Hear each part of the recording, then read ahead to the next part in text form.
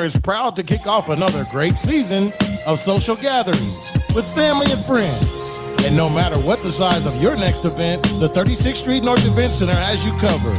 From event decor to live DJs, even catering, and a world-class sound and lighting system, 36th Street North has your event covered. We offer a state-of-the-art event booking and planning process from start to finish. And whether you're hosting 100 or 1,000, 36th Street North Event Center is the premier event center of North Tulsa, located at 1125 East 36th Street North. Share the experience at 36th Street North Event Center and see why we are the number one choice for upscale events.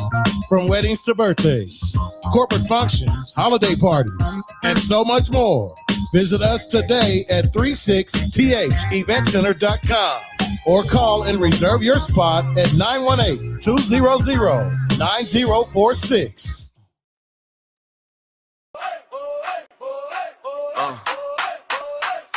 Alarm off. Kettle on. Turn this up. Sun peeking through the curtains, we already in gear. Whole town tuned in, bring your coffee over here. Dial locked in, yeah, you know how we do. It's the community wake up with news you can use. Community wake up morning show. Charles and Damali on the go.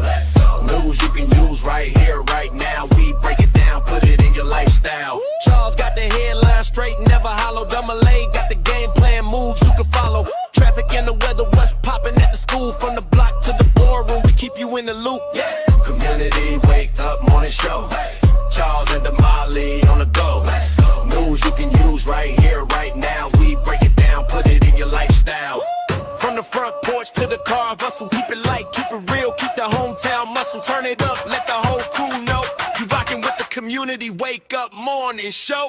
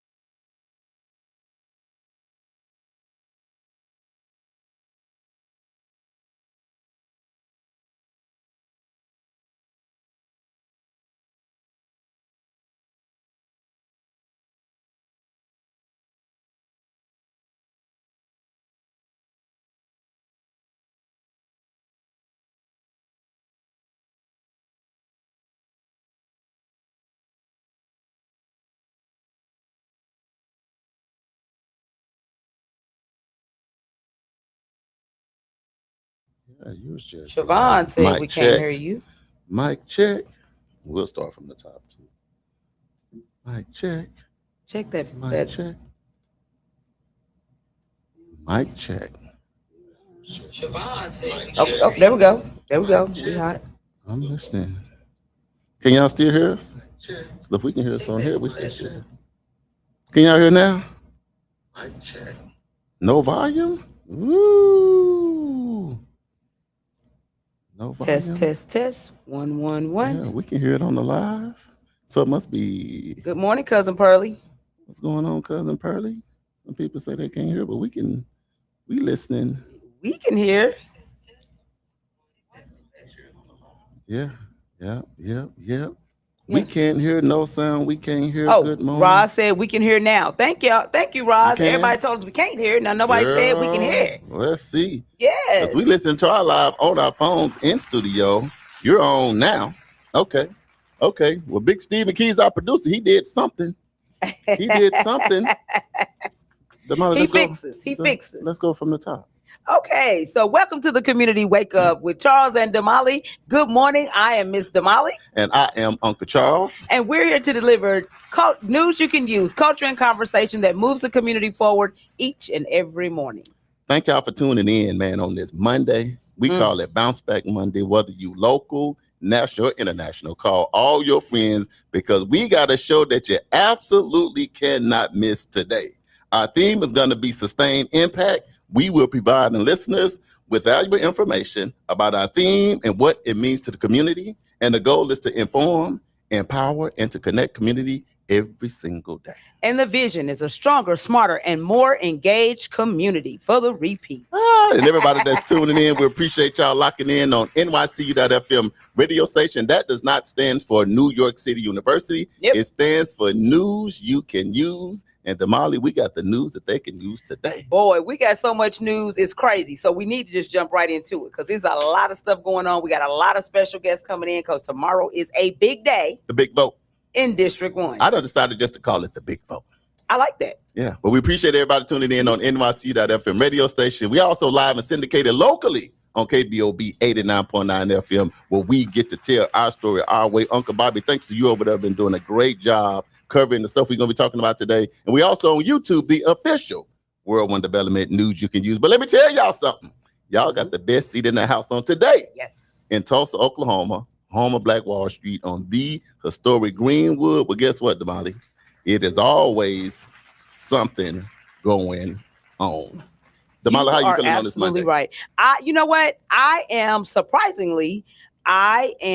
ready to go. I'm fired up this week, fired up today because this week is going to be a phenomenal week. It is. It's going to be a lot going on and I'm ready for it. I'm down for all the smoke. You ready for all of the smoke? I'm ready for all the smoke. But listen, check this out. We had such a weekend over the weekend.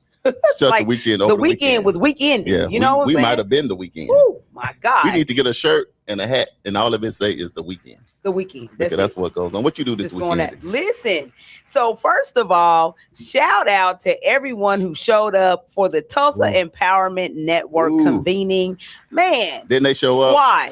And let me tell you something. Shout out to NARAB because baby, the breakfast was breakfasting. It was. Oh my God. Guess what? Yeah, what? I'm still chewing.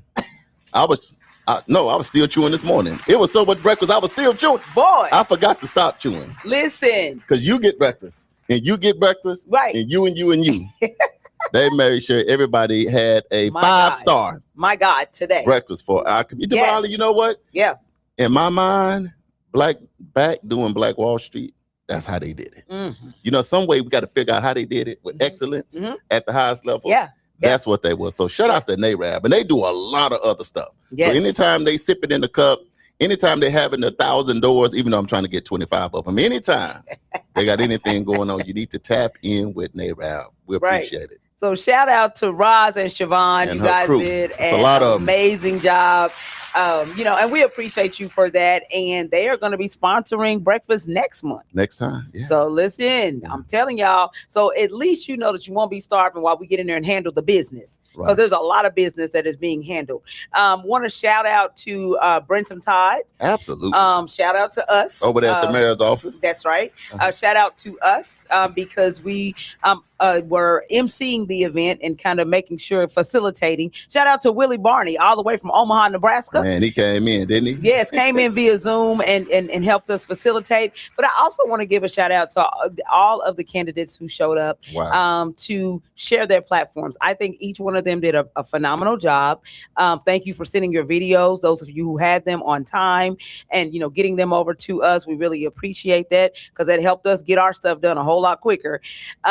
know, and so we really appreciate the opportunity to be able to allow you guys to be able to share with community. This District 1 race is a big one. And there's a lot going on, you know, right now. And, you know, we're talking about momentum. We're talking about keeping the needle moving and all of that. And so for you to be able to ask your questions, I mean, shout out to everybody that was at the convening, because I'm telling you, they had them tables hot, you know. Look, let me tell you something. When we say local, national, international, we had a lot of local people here. Thanks, first and foremost, for all of our local people. Yeah. Because this is our community. We live, work, and play here every day.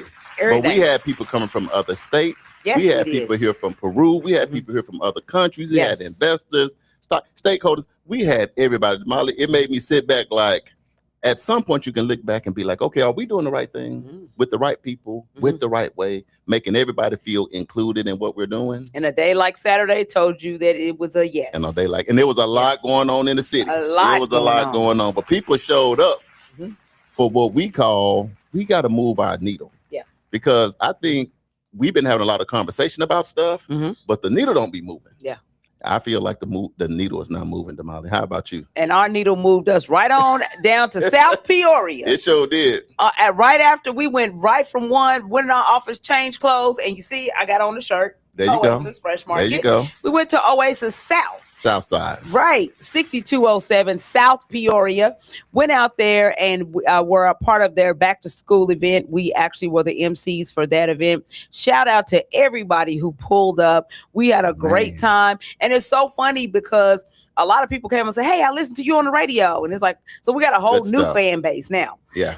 So I love that. I love that people are listening. I love that people are concerned about what is happening in our community. And that's the goal. The goal is to spread it all across Tulsa where people can hear about what's happening in North Tulsa and not just listen to the rhetoric. Let me ask you this, Damali. When you know how difficult it was just to get a grocery store, Oasis Fresh Market in North Tulsa, when we had been a food desert for so long. But to see AJ be able to gather him and his team, because nobody do this by themselves. The councilwoman, Rose Washington, people like Greg Shaw, all the community members, all of the volunteers, it takes all of us to make it work.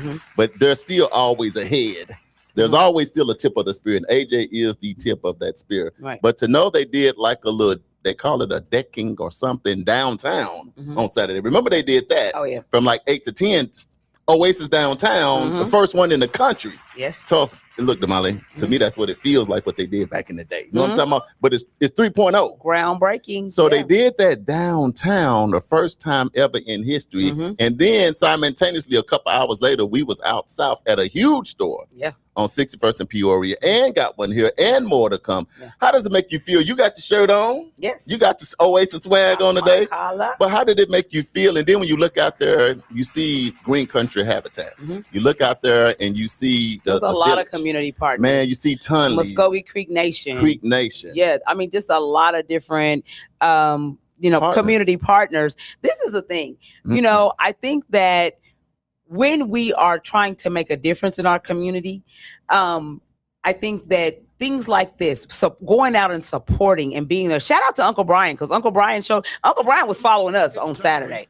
I mean, because he was here for the community convening for Tulsa Empowerment Network, and then we were out there with our microphones, and we look up, and there go Uncle Brian coming across the parking lot. He went in the store and bought some stuff, put it in his car, and hung out for a minute, and then he took off. You know, but that's what we got to do. We got to support.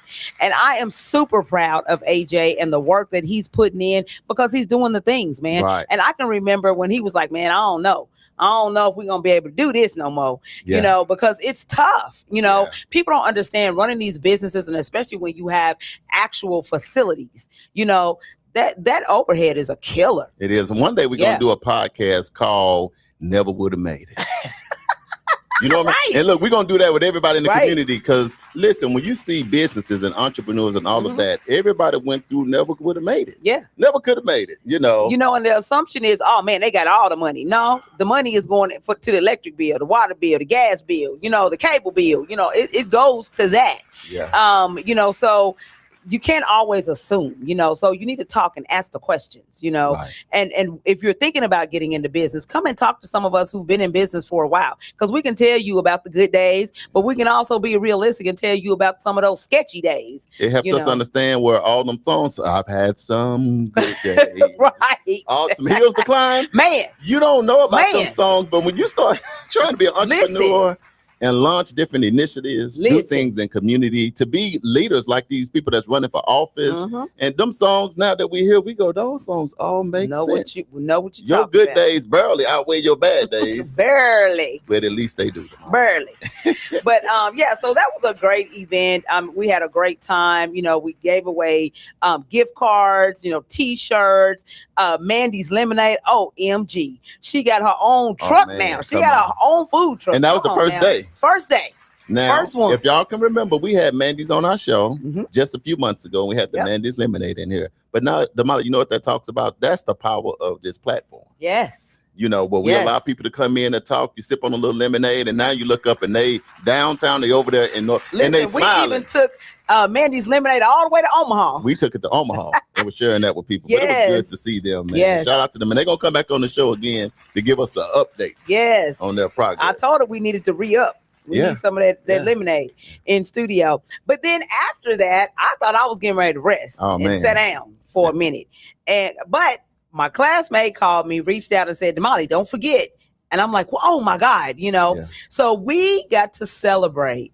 It was let me tell you the name, the Booker T. Washington High Steppin' T Connection Band tribute to Mr. Elmer Davis. Who is Mr. Elmer Davis? Listen, if you went to Booker T anytime before 2000, so if you went to any of the games and all of that, he was the band director up until 2000, and he was the one who was credited for turning that band around and making it. Now, it's always been a phenomenal band. Let me just say that. Right. But he came in and added some little tweaks and, did some things that made. So we going back to the 70s? Because I know we're in the 80s and the 90s. So you said early 2000s. So so he went through 2000s. I'm not really even sure when his reign began. So I'm gonna call it this. I'm gonna call it the 80s, the 90s, and the early 2000s. Yes. You know how they do that on lean on that. Yes. Okay, but he did a phenomenal job with the band and implementing different elements to the band.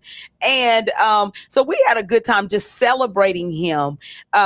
He's getting up there in age, and it was great to see some of our old teachers, some of our old counselors that were there that are still still around, still doing things. They're just retired, and in retirement mode. But it was great seeing some of them, seeing so many classmates, so from all the different classes and all of that. But we had a phenomenal time celebrating him. And it's so funny because we did it at the High Note. Right. So for those of you who don't know what the High Note is a jazz and live music club that Red Fields owns and operates. And so what Red did, because Red is a Booker T. Washington Hornet also, he told Mr. Davis that he was coming to his birthday party. Right.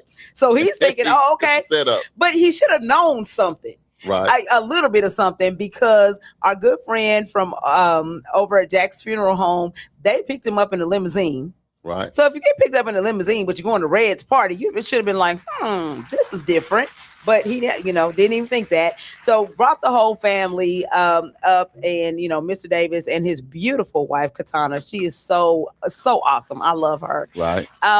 But they came up and we actually surprised him. So when he wheeled in his wheelchair with his family around him, when he got to the door, then we started with our Hornet Victory song. Oh my God. And he just started crying. Man, come on. Y'all didn't do him like that. Yeah, we did. And he was just like, overwhelmed. And so that's the thing about community. We need to celebrate each other, celebrate our wins, celebrate the things that we've done to move the needle forward. Right. And he was a visionary. And so it was just great to see all the auxiliaries there, some of the perfection dancers that they did a little routine. The majorettes did a routine. The drum majors did a routine.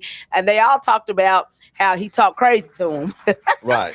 But how it shaped and molded them. And it always reminds me of like what you talk about Langston University. Come on. You have to meet students where they are. Right. And you have to provide them with the type of structure that they're used to from their community so that they can get it. Right. But then also give them the other pieces that they're going to need, because life is bigger than just the community that you came from. So, you know, it was just all about loving on him and showing him how much we cared. They had a big banner back in the back that we all signed, all the different classes that he, I mean, his wife Katana was just crying. It was just so nice. So I ended up, because I was just going to swing by because I was hot, sweaty, tired, you know, from doing all the stuff. Keep it moving. But I ended up staying because it was just so beautiful to see, you know, so many people show up. And just Teresa said she saw snippets on different people's Facebook. There was so many phones and stuff going. Right. It was just awesome, y'all. So I will just say this. If there is someone who has made an impact, get with your people and try to do something for them before they check out, you know, because I mean, I'm sure that meant the world to him. And one of the comments that he made is he said, I don't have too many more years left. Man. And so, you know, that hit different. You know, for somebody to do all of this for you and for you to be able to say, I don't have too many more years left, and this is just awesome. He didn't even know what to say. He was so choked up. So, of course, you know, I'm a crybaby. So I'm like, oh, you know, I'm about to cry too. But it was a bunch of us that were doing the same thing. But, you know, shout out to Mr. Elmer Davis. Thank you so much for all that you have done for the Hive. We really appreciate all of your hard work. Despite how hard you were and rough you, and listen, you ain't even have to be in the band. Let me just say that. If you went to the school and see, he knew my people. So that I was always, you know, hey, get over here. And I'm like, oh man, you know. So since he knew my people, but I say that's the difference when you come from community. Right. When you come from community, then community is going to redirect you. Everybody's included. And he was awesome at redirecting us and making sure that we were successful. How old is he now? Oh man, he's got to be in his 80s. Yeah. Well, I just want to shout y'all out because like you said, that's the thing we don't do. And here's the thing. There's so many people on this live right now that's working just as hard, working like he working. And we hopeful now giving an example of how to do it the right way. Yes. Because we talk about impact, who impacted your life, who's poured into you, legacy, foundation. We talk about all that stuff all the time. Yeah. But it's one thing to talk about it, Damali. It's another thing to be about it. So Damali, you showed an example of what it looks like. That was a Booker T look like. So shout out to him. Shout out to the community. Yeah. Job well done. And I would tell everyone, if you did not get to participate, because I know some of my classmates didn't, if you didn't get to participate, just go to Damali Wilson, my Facebook page or my Instagram page. There's so many videos on there. You can just have yourself a good old time. It was a packed house, and shout out to everybody who participated. So before we get started, we want to send out prayers to the family, friends, and fans of actor Michael Wright. Now, some of y'all might be like, who is that? Michael Wright? Who is Michael Wright? Well, you might remember him from the 5 Heartbeats. He played Mr. Eddie King, but when he talks and says his name, he says Eddie Kane. Eddie Kane. Eddie Kane. You know, so you thought it was Kane, but it's King. Eddie King was his character that he played on the 5 Heartbeats. And he was 70 years old. 70 years? Yeah. 70 years old when he passed away. So prayers to him, to his family, and everybody who followed him. He did a phenomenal job, you know. And if you ain't never seen the 5 Heartbeats, you young people, so funny. It's a legendary movie. It's legendary. You can go check it out today. But I always think when he said, nights like this, I wish raindrops would fall. It shows that when you fall off and you're trying to make it back because you've been through some things, but at the end of the movie, life get rough. When he was at church, and he was with his fiance, wasn't that classic? And his people was out there. It's sometimes not how you start, because you run into some storms, like it's storming today and some rough times, but it's always how you finish. So just keep God with you, keep the right people around you, and you can still finish up strong. Yes. So prayers for that. That's a big hit right there, Damali. That's a hit. I also received a hit on yesterday. So I want to send out prayers to the family, friends, our legal community, and clients of N. Scott Johnson. He was my old boss way back in the day before I had my baby girl. So I've probably been knowing Scott for about 30 plus years. Man, 3 decades. Because my baby girl is 28, she'll be 29 on the 30th of September. And I actually was pregnant with her while working for N. Scott Johnson. He was an icon in this community, in the legal community. He did a lot of great things in community. He was always giving back. He was a graduate of TU. And so he was always over at TU, working with his fraternity, with the frat house, just doing always doing something. Yes. Just staying busy, doing different things.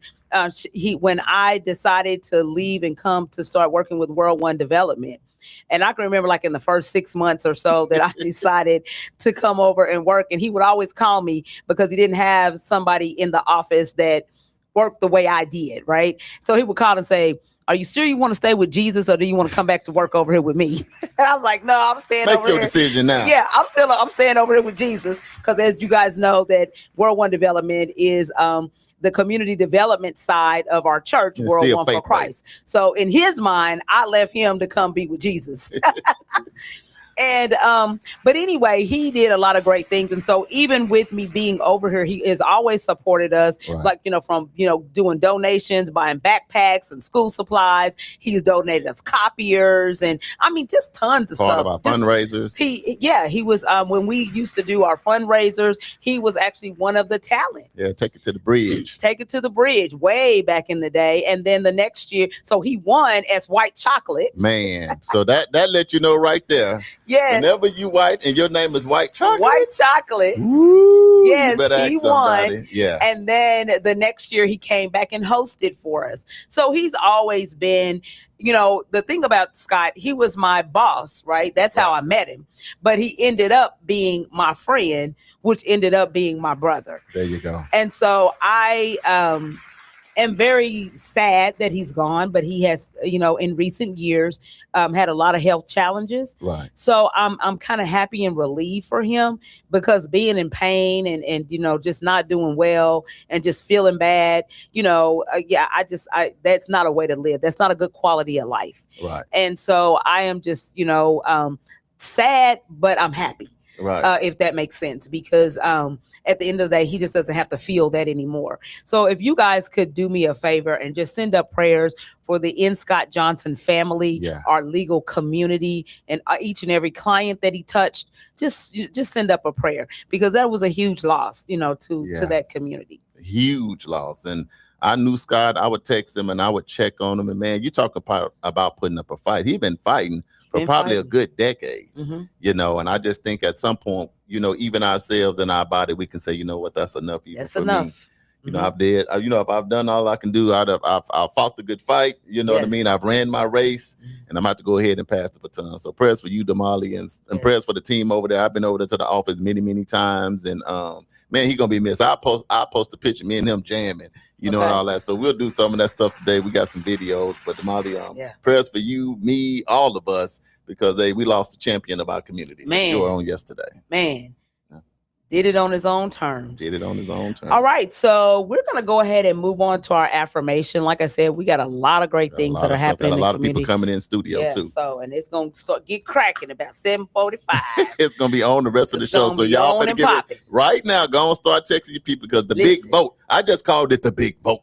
It's going down tomorrow. So we got all kind of people coming through. We're going to let them do what they're going to do, and we're going to try our best to still end on time. But we might go 15 minutes over. But if you're at home and it's raining, guess what? Cook you some breakfast. Get your eggs and bacon. Now, if you got high cholesterol or high blood pressure, stay away from vegan eggs and vegan, do whatever you need to do. But nevertheless, get what you need to do. Get your coffee, get your tea, get whatever. Get ready to put on your seatbelt, because we got the show that you can't miss today. So text your family and friends, share the live right now, because this is a very important week. Tomorrow's a very important election, and we're going to be getting down to it, and some of the people pulling up, and we're going to let you see who they are. So I'm going to give you this affirmation, and I think today our breaks should be very short, because we got a lot of stuff to share. So affirmation. So let's go ahead and get that out of the way. Today's theme is sustained impact. That's what we're talking about today, 2.0. So we're going to breathe in and breathe out. Breathe in and breathe out. So this is what our affirmation says for today. My impact continues through the lives I touch, the seeds I plant, and the opportunities I create. All right, so this affirmation means that the good you do today can continue making a difference long after the moment has passed. Your impact isn't limited to what you personally accomplish. It continues through people you encourage, the knowledge you share, the work you begin, and the doors you open for others. In other words, your impact can multiply. So the first piece says, my impact continues through the lives I touch. That means every person you encounter, mentor, teach, support, or inspire can carry something they receive from you into their own life. Someone you mentor today may mentor someone else tomorrow. Someone you encourage may eventually become the person who encourages hundreds of others. The people I help can carry my positive influence forward. The next piece says, the seeds I plant. That represents the things that you begin today that may take time to grow. A seed could be an idea, a lesson, a relationship, a business, a community program, a conversation with a young person. You may not immediately see the results, but that doesn't mean the seed isn't growing. Something small I start today can become something much greater tomorrow. The next piece says, and the final piece, and the opportunities I create. That means your impact also lives through the doors you open for others. You may recommend someone for a job, give a young person their first leadership opportunity, help someone start a business, introduce two people who may help each other, provide a scholarship, hire someone who simply needed a chance. Sometimes one opportunity changes the direction of an entire life. When I open the door for someone, that opportunity can change their future. So what does this all mean to community? Well, this affirmation challenges us to think beyond individual success. Imagine the ripple effect. You mentor one young person, that young person becomes a leader, that leader creates opportunities for 10 more people, those 10 people strengthen their families, those families strengthen the community. Your original act may have seemed small, but the impact continued. That's sustained impact. You may never see the full harvest.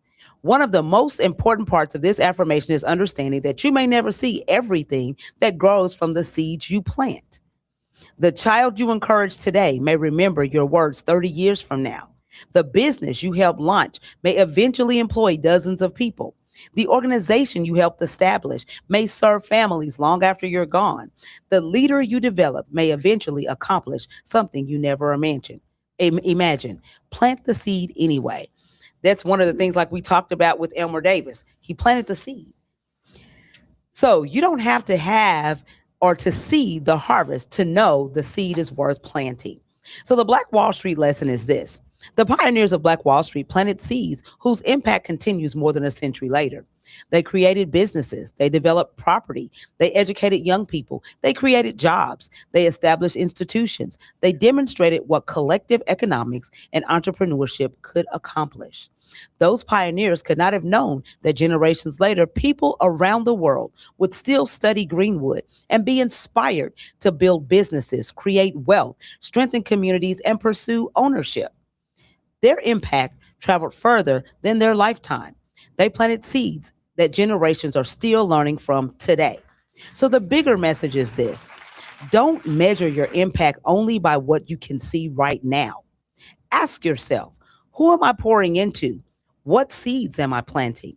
What doors am I opening? What opportunities am I creating? Who would be stronger because I was here?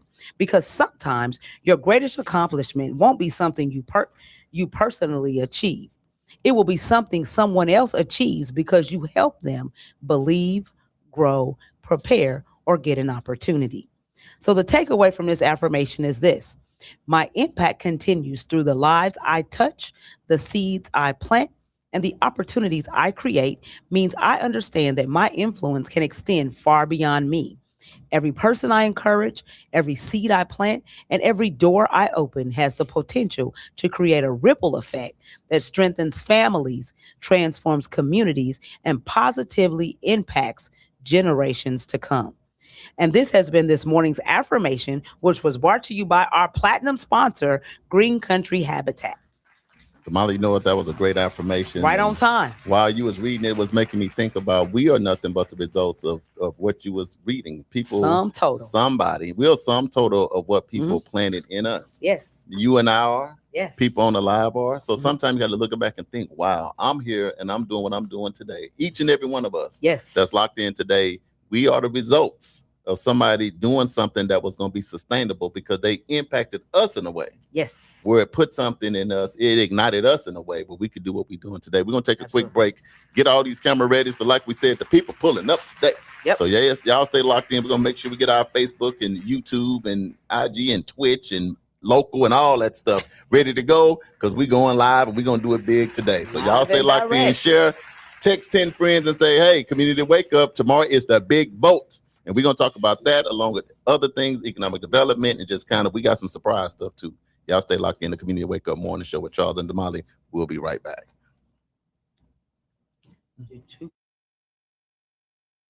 Are you or someone you know just as involved? Are you or someone you know in need of support services?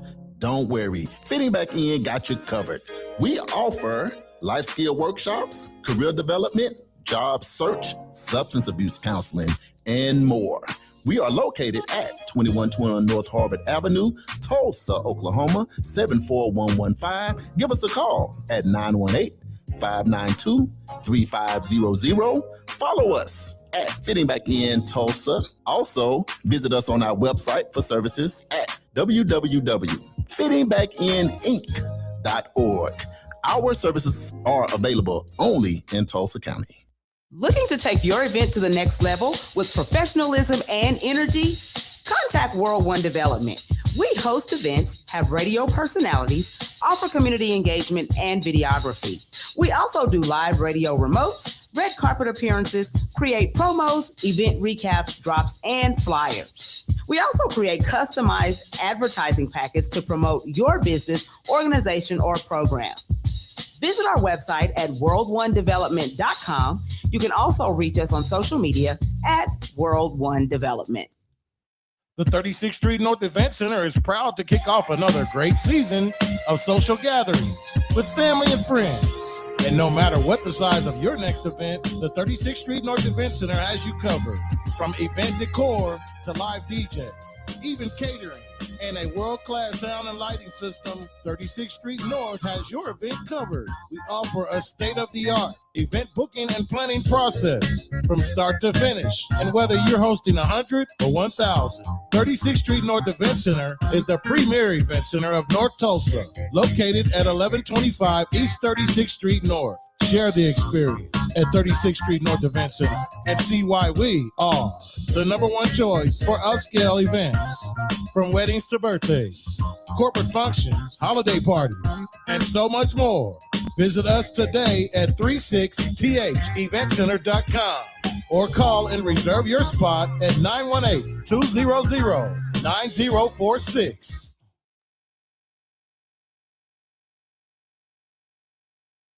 This is what mornings are supposed to sound like. Good morning, Charles. What's up, Damali? It's the Community Wake Up. And keeping you connected. Hey, we on. Real talk. Everybody's up and at it. More action. All the time. From 7 a.m. to 9 a.m. It's the Community Wake Up. Weekdays. With Charles and Damali. Make sure you tune in. You know what? It's really not that bad being up at 5 a.m. Damali, you know what? You're absolutely right. The only thing better is we on 5 days a week. 7 a.m. to 9 a.m. It's the Community Wake Up, our brand new morning show. Right here on NYCU.FM. And simulcast on KBOB 89.9 FM. We got your Black History Trivia. We got your medical report. Don't forget the police report. Your local, national, and international news. Always the latest.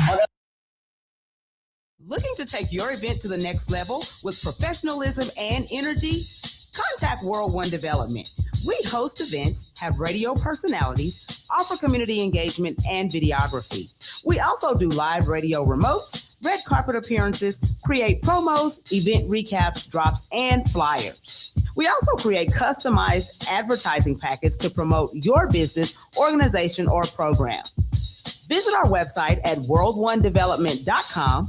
You can also reach us on social media at World One Development.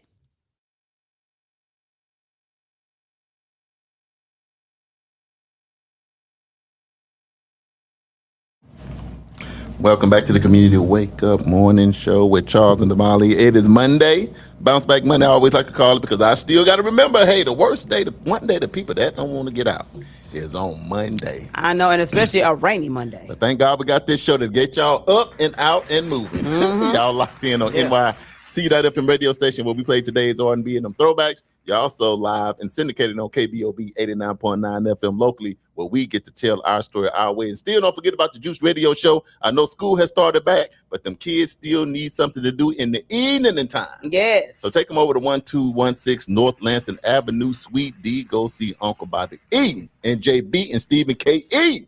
They're going to get y'all all hooked up. We're also on YouTube, the official World One Development News you can use. But Damali, man, what a weekend. We back here on a Monday. It is a lot going on. We got some special guests. Yeah. They heading this way, but now we're going to continue to try to lay some more groundwork. How you feeling? Feeling pretty good. Feeling pretty good. I'm going to lay a little bit more groundwork and just give you some stats. I actually pulled these stats this morning because we promised you last week we were going to do it, but we got busy doing a lot of other stuff because there was just a lot going on. So wanted to talk a little bit about this District 1 City Council race. What you think? How you feeling about it right now? Boy. You know what? It's a lot. It's a lot. I ain't even gonna lie. It's a lot. It's a lot happening. It's a lot going on. It's a lot of smoke in the city. I'll just say that. But I think it's all good. But it's still good because people are engaged. People are engaged. People paying attention. You know, whether it's because you a messy Bessie or, you know, you just, you know, are really engaged in what's happening. Either way, you're tuned in. You're tuned in. So let me just give you a little bit of information. So historically, the numbers suggest that the turnout in the regular August municipal elections is usually only a few thousand voters. Right. Mind you, we have 44,000 residents in North Tulsa. 44, that's a lot. You know, so in each one of the districts, we have 9 city council districts, right? And each one of them are like 44 to 46,000. Exactly. It's evenly. Right. That always makes me figure out why we don't have the same amount of resources. Anyway, well, that's a whole nother thing. That's a whole we talk topic. About that on another day. On another day. So anytime there's, you know, a swing or, you know, it only takes just a little bit that'll change the vote and the voter turnout, right? So let me just give you some stats. In 2018, there were actually 3,130 votes cast. In 2018. 2022. Now, city council, so I'm giving you this because city council is every 2 years. Every 2 years they run, okay? So 2022, there were 2,969 votes cast. 2022. 2024, so that was just the last election cycle, there were 4,686 votes cast. But the reason being is because it was tied to the mayor's race. Right. You know, so the mayor's race, so then that, of course, more people showed up. Right. And so that's crazy to me. That is like absolutely crazy when we have 44,000 residents in our community, 44 to 46,000 in our communities, and only, and I guess if you do an average of those years, 3,595 voters. And here's the thing. When you look at whether it's the mayor or the governor, or your local officials, which is most important, or your school board members or something, it lets you know the power you have that you technically could have anybody in office that you want to. Yeah. But since a lot of times so many people don't participate in the vote, when it's a reason why people marched back in the day for the vote. It's a reason why people died just being vote. It's a reason why people boycotted just because your vote and your voice, it actually counts. Yep. It seemed like it does not. But it really do, it does. You know, and Damali, you like you say, it's and I'm happy to see all these different candidates out campaigning and knocking on doors and wake up. Yeah, that's why we do the Community to Wake Up morning show. Because of course, when it come to voting, we got to be asleep at the wheel. We can't be awake because when it come down to other cultures and other areas, when it's time to vote, they are showing up in record numbers. You know, and even with that being said, even though only a few come out, they are still setting roadblocks even for that. You know. So if nothing else, we got to participate, Damali, because I'm going to say this and I'm going to leave it alone. Typically, we the one decide who in office. That's why everybody, that's why they coming in church throwing curveball, throwing fish in your mouth and chicken and Louisiana hot sauce and pound cake and peach cobbler and you know what I mean? And maybe trying to rob you over your vote for $250 and all that. Damali, that's why I'm so happy we started the Community Wake Up morning show because y'all know I'm telling the truth. A lot of time the politicians show up with cupcakes you know what I mean, and can get whatever they want for little stuff, we got to get back to understanding our value. Yes. Because we got to be a long way away, Damali, for only 3,000 of us to show up. Yes. Okay. And so this is the deal. This right here could be a race where only it could be a few hundred votes to just one vote that will determine this race. So we want to make this very clear. Every vote counts. So sitting at home on your pockets, this is not the time to do that. Yeah. If you are registered to vote, you need to be at the polls. Period, point blank. So, of course, you know that there are 5 candidates that are running. Of course, the incumbent, Vanessa Hall Harper, and then the challengers, Mario Johnson, Thomas William Moore, Thomas William Moore. That's right. And Reggie Williams Jr. Right. I'm like, okay, these Williams. That makes sense. Yeah. And then Dr. Currency Wilson. So because there are more than 2 candidates voting, a candidate must receive more than 50% of the vote. Right. On August 25th to win outright. Which is tomorrow. So they have to receive more than 50% of the vote in order to just win. So if they receive more than 50%, then it's over with. We're done. That's it. Can you give an example? But if not, so if there are 3,000 votes cast, then they have to receive 1,501 votes. Yeah, producer, no, I think our first person's at the door. Okay. He can hear you. I know he can, but just in case. But so anyway, they've got to get 1,501 votes in order to be declared the winner. So it's 50 plus 1. 50 plus 1. Gotcha. Yes. And so this is the deal. Keep your eye on 1,000 votes. Uh-oh. What the stats are showing is that if a candidate gets to 1,000 votes, that candidate is probably, the probability of that candidate winning is going to be high. Right. So the number to watch is 1,000 votes. And if you got a couple that make it, then of course what happens. So in a 5-person race, depending on the turnout and how evenly those votes are divided, getting around 1,000 votes could put a candidate squarely in the conversation for one of the top 2 positions. But remember, the number that really matters tonight is the difference between 2nd and 3rd place.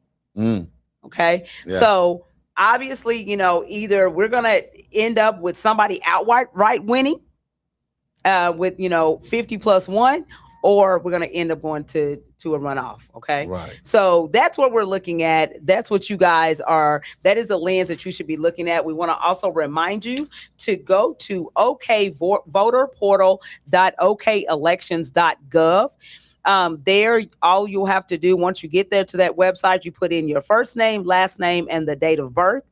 Then your voting history will pop up. You'll be able to see your polling place, a sample ballot, which, here's a sample ballot that I actually printed for North Tulsa.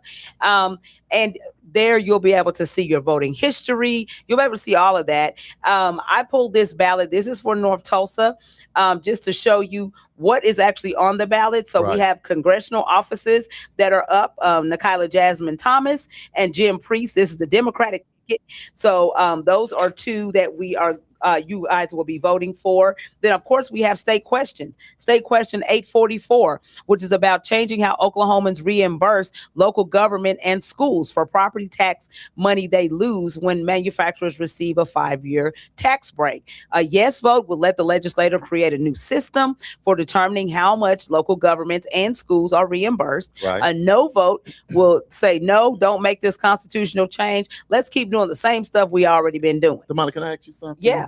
With the state of our country and how it is in our state and in our city, I mean, it is a lot going on right now.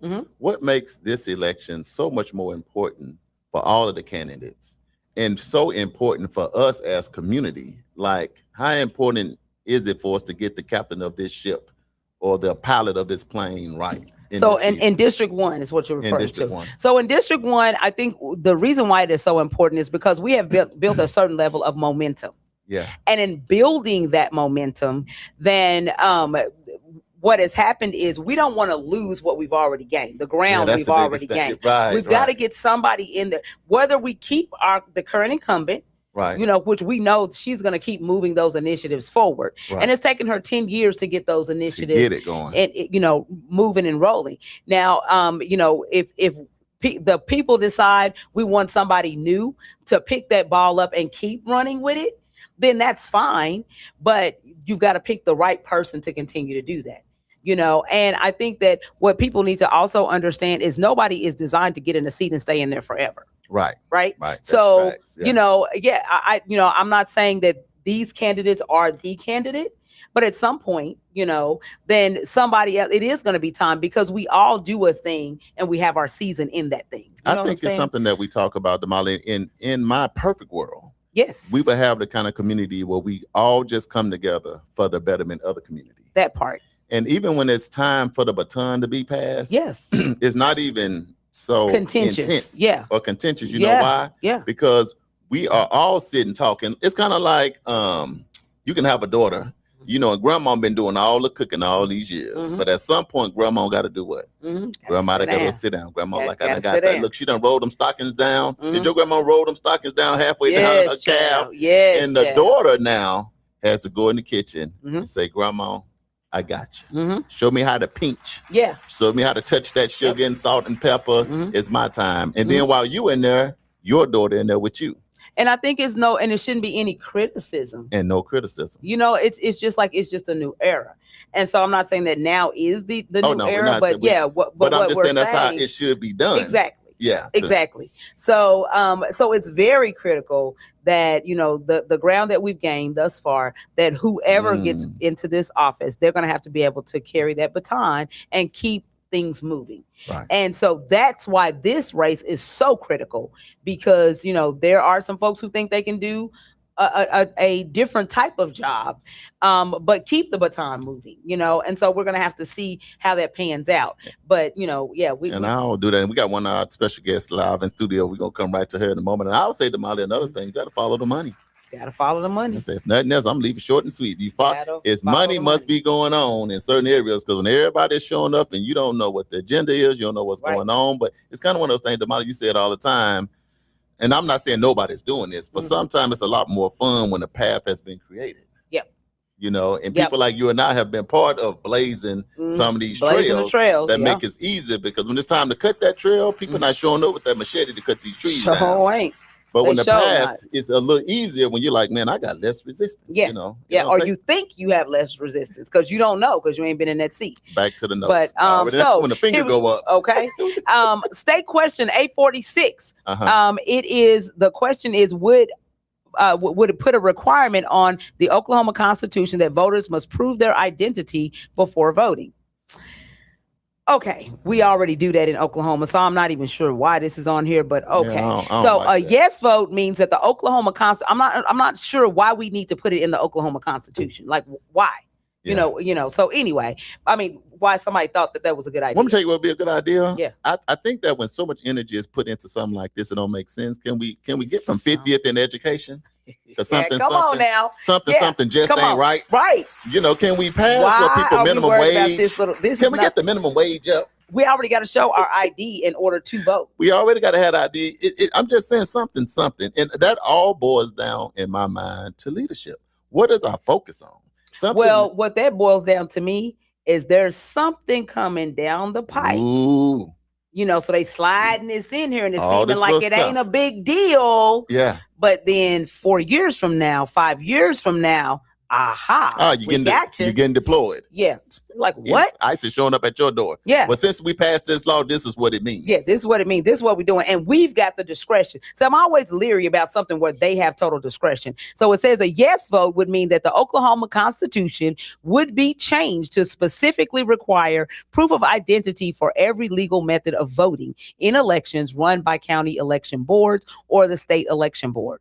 A no vote means that this new constitutional requirement would not be added. Can we just get adequate polling places all over the city? How about that? Let's just I done looked at the news. The lady I can't even vote because my polling place is 25, 30 minutes away. Yeah. Can we, it's some basic stuff. Yeah.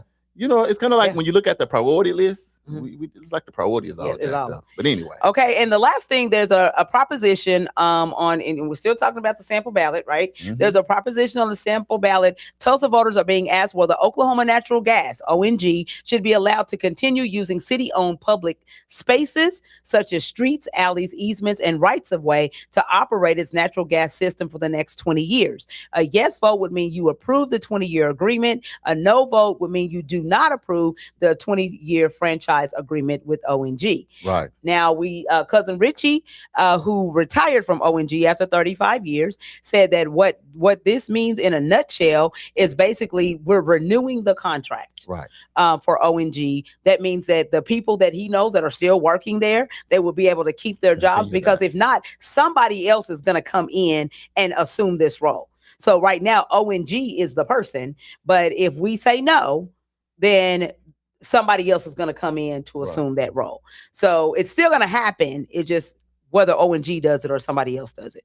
Right. So anyway, so those are the things, and we wanted to just give you that background so that you know what you're voting for when you go to the polls on tomorrow. Make sure that you do your homework. Like we told you, go to ChatGPT. You can pull up Nikayla Jasmine Thomas and Jim Priest. Ask it to do a side-by-side comparison of those two candidates. Right. Now you see what you got.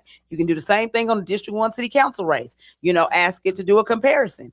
I'm glad we're doing all this, Damali, because the only thing that bothers me, and you can pat me on the back if you need to, is just like ignorance. Like just not taking the time to make sure you understand, because you are the representative of your family, of your community. Yes, you can't, Damali, I can't put that on you to do my homework, and you can't put it on me. We all in community need to do the basic stuff. You can't just put it all on your leader. Right. You gotta read and understand this stuff to a degree yourself. Exactly. But so let's not do that. Let's, like you said, right now you got YouTube, Google. It don't take you nothing. 2 seconds. Listen, you can just type. It take you longer to type it in than it is to get the answer. You already been strolling for 8 hours. Just stop strolling. You've been strolling on Facebook already. Right. You've been doing all these things trying to be an influencer. You're already on there. Yes. Just pause that strolling and stop and Google these candidates, do some research, and just check them out a little. Yeah, just check them out. So anyway, we expect. I'm interested to see what the numbers are going to be at the polls. This race is going to be, it's going to be a different race. So, with that being said, we have a special guest in studio talking about racing, talking about voting, talking about polls. She is actually running for district council, and I'm going to let her give you it's district council number 3. I'm going to let her introduce herself. And then put your headphones on. Yeah, there you go. We didn't even tell you. We just started talking. Put your headphones on. There you go. There you go. You good. Yeah. So I'm going to let her introduce herself, tell you where she's from, what she's done here in Tulsa and what she is currently doing. And then we're going to have her to explain to you what she's hold on right quick. Producer. Oh, no, she got it. She got it. She good. She good. Okay, we ready? All right. Yes. Pull that mic over and watch the camera. Yeah. Turn it around just a little bit. There you go. All right. So we good to go. We good to go now.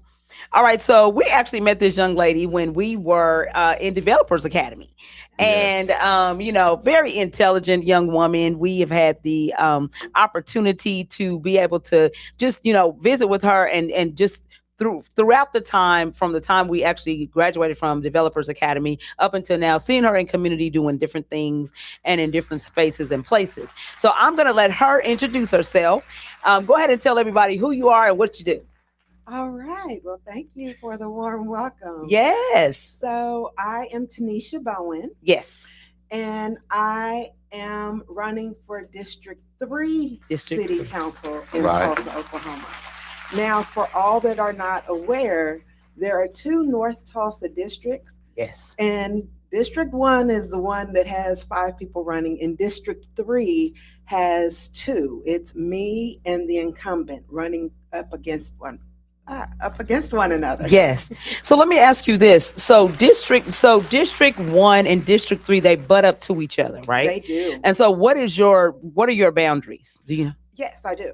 Okay, so as far north as 56th Street. Okay. So think of it's almost by Owasso. Think of the Costco in Owasso. Okay, Right. gotcha. As far east as 145th Street. Oh, wow. Okay. So as far south as 11th. Okay. So think where East Central is located. Okay, yeah. Across the street where they have the new election place, the election board. Yes. That encompasses District 3. Okay. 11th, all the way up until Yale. Okay. It's not a perfect rectangle. All the way up until Yale, and then it veers to the north going along Highway 244. Okay. And to the west, all the way up until Harvard, and then it all the way up until Lewis on the east side of Lewis, and it steps down going back to Yale. Yeah, so District 1 So and you're 3 kind is of cousins. like, technically, you're kind of northwest or northeast of this. Okay, gotcha. Yes. Let me ask you this. Gotcha. What would you consider the state of District 3 right now? And what made you feel like it was important to run so that you could make whatever that is better? Okay, great question. So I've been in District 3 for 22 years. Oh, wow. I purposely decided that when I purchased my home, I wanted to purchase a home in North Tulsa. Mm-hmm. Now, this is the northeast part of Tulsa. Mm-hmm. This encompasses the airport and the zoo Mm-hmm. and all of those things. So a lot of things, when someone lands at the Tulsa International Airport, Right. they're landing in District 3. Okay. So whenever I moved in, it was, I wouldn't say it was necessarily thriving, but it was definitely thriving more than it is today. Right. Yes. So unfortunately, we have seen, for anyone that is familiar with Tulsa and District 1 and District 3, District 1 is now on an upswing and has been for a few years. District 3 is experiencing what District 1 was experiencing when it was declining for so many years. Yeah. It's been years of neglect. It has been years of decline. And that's very, very frustrating to me. Whenever I go out and show homes, I'm in the community all of the time. Sure. Because I'm a realtor. Right. By nature. So whenever I go out into the community and I'm showing people in the community and I say, this is North Tulsa, and they're like, no, it's not. And I say, actually it is. This is North Tulsa. And they have a negative perception of it. Right. But they don't have a negative perception of, say, the airport. Just like when people think of North Tulsa and they don't think of downtown. A lot of downtown is North Tulsa. Yeah. Right. And what District 1 has done really well is they have said, we want to have the increase just as the other areas of the city has. Right. Right. District 3, we've had multiple representatives over the years. The incumbent has had one term in there. So she's been in since 2024. And in that time frame, what we have seen, if you were to tour District 1, if you were to tour District 3, you'll see plenty of tire shops within a mile radius of my house. 1 mile, there are over 25 tire shops. Oh my. So, I mean, it's great if you need a tire shop. Right. We got bad roads, but maybe not that bad. But it would be great to have a restaurant. Yeah. There you go. Yeah. And some of the less local restaurants have even shut down. And you've got to go outside of the community to experience a restaurant. We do have food trucks. We do have strong food truck. Strong food truck community. Yeah. We have fast food places. Yep. All over. Plenty of fast food places. But unfortunately, you don't have the restaurants. You have churches. You have food trucks, you have tire shops, Right. and you have an influx of Dollar Tree, Baby. Family Dollar, Baby. Dollar General. Y'all do. You're right. But here's what's the kicker about it. They will shut down. So the Dollar General up the street from my house, the Dollar General and the Family Dollar both shut down. And they have bigger Dollar Generals right up the street. So within a 1 mile radius, Right. you have 5 Dollar Generals. Wow. And I don't know how many Family Dollars you have. Mm-hmm. So yes, it would be great. Oh, and you have Walmart there. We do have Walmart. But this, what's crazy about is what she basically saying is what the state of what North Tulsa was. North Tulsa was able to make some changes. So people's like, we got to relocate.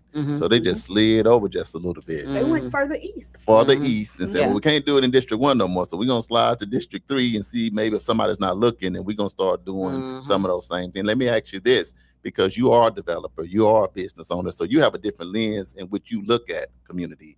What are the people saying when you are able to knock on doors to sit down with them? What are they concerned about, and what are they saying to you?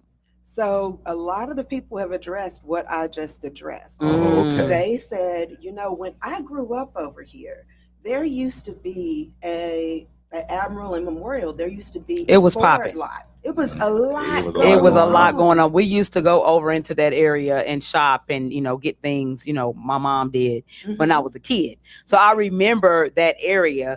Now, I wouldn't necessarily say I thought that was North Tulsa, but yeah, okay. North of Admiral is North Tulsa. Right. And so if you think of the Admiral Walmart, the Admiral Walmart is in South Tulsa. It's on Admiral, right? But it is south of the line. So across the street is North Tulsa. So whenever I get you. Okay. So this side of, so which that makes sense because we've always used Admiral as a dividing line between North and South. Right. So that does make sense. Yeah. Okay. Because initially, Molly was so excited she was coming in because you're like, Charles, you don't know, back in the day, I used to be on Admiral, and it used to be like cotton candy, sweet and go. Let me see you Tootsie Roll, Tootsie Roll, and she ain't been to do the Tootsie Roll lately, so she was happy because of nothing else. You don't bring nothing else back. Right. Whatever she used to be in the look at her. But anyway, no, it used to be a lot of stuff. I remember because my mom, there used to be like a McKee Sewing Center or something. Used to be that little strip mall that was right there. We used to go there. We had a doctor's office that was in there that we used to go to, and just different little things. We primarily utilize the services in North Tulsa, but you know, some doctors, when they send you out to specialty doctors and stuff, we would have to go over there into that area. And it was always, you know, so it would be like our day out shopping since we had to go over to the doctor's office, and we would do that. Get it all in one. So Tanisha, your platform. Tell the people a little bit, here's my platform and this is what I'm running on. Okay, so my platform is home ownership. As a realtor. Of course. So as a realtor, I'm gonna keep coming back. You're right. You're right. And I'm a realtist as well. Yes. So, NARAB. NARAB. There you go. All the time. Yes. So I'm a realtist, and I heavily believe in home ownership. And one of the reasons for that is when you have home ownership, that creates the opportunity for generational wealth. Absolutely. There you go. And the thing is, so many people are used to generational poverty. Yes. And sometimes that is a set plan for others. And I wanted to get to state question 846 when I get them after this. But home ownership, when children live in a stable home, ownership provides stability. It provides comfort. It provides a sense of community. Yes. Pride in the community. That's right. And so you don't have all of this division. And the division was set up strategically, just like the breakup of Black Wall Street and putting Highway 244 in there where Greenwood is at, to break up all the greatness. The division was strategic, having it to where the city diminishes property values. Yes. And so people look at themselves in their community and they see less worth whenever it's unfortunately a bunch of renters. Now, I'm not saying that it's bad to be a renter. Yeah, you got to do what you got to do now. You have to do what you have to do. But I would hope everyone would make a plan to own, because it shows less crime rate. Crime goes down whenever people own their home. Yeah. And that's just something as simple as the stability that you have in the community. Yeah. So I'm really big on home ownership. People that own their homes need home preservation opportunities. Absolutely. And what I have been educating people on is I do a lot of estates with probates and educating people on foreclosure prevention. So with the probate, you have that someone owned an asset, will take a home. Right. They owned an asset. And now when they die, it was in their name. It was not set up in a trust. Right. Which was the estate planning vehicle. It was not set up in a trust. And now they have to go through this expensive process that can be thousands of dollars, more than it was to set up the estate. That's right. Way more. That's right. Way more than it was set up to set up the estate. So when someone goes and sets up a trust, and let's say they're looking at $2,500 to $3,500 to set that up, when they don't do that and they pass away, then their family may have to spend $10,000 to settle that probate. And guess what? Nobody might not even have it at the time. Right. And now what you going to deal with? And no one typically has it at the time. But the house is considered an asset. Right. And with that asset, they've got to go and typically sell it. So this is Big Mama's house. Yes. This is that little piece of inheritance that they had. Yes. That now they've got to get rid of. And it divides a family because typically the family starts fighting. You going and looking at, well, you know, cousin Pookie ain't ever did nothing. Right. And, you know, sister over here took care of grandma, paid the taxes. For the last 10, 15 years. Right. And she feels, well, that should be my house. Yeah. Because I've been the one paying and ain't none of y'all helped me. Right. And so I go and I educate people all of the time. Please have your estate plan set up. Yes. I will have you meet with an attorney. I have all of that set up. You can also do a transfer upon death deed, but those can get tricky too, because I'm dealing with a probate right now from a transfer upon death deed that just did not get filed in time. Check this out, Damali. That's why we do the Tulsa Empowerment Network. So while you're talking, we may just set aside a whole segment for you to come, because it'd be about 100 people in there, and actually just do a presentation on what this is and why it is. And that's the beauty of having a sister like Tanisha. We get the good stuff. But normally, Damali be like, they got to pay for something. I be trying to get the freebies because, girl, I just be wanting people to catch up. Because I feel like we running so far behind. But now we got some other guests coming in soon. But I want to get in tomorrow. People going to get up and stretch. And they're going to be heading to the polls. Why should they vote for you on tomorrow?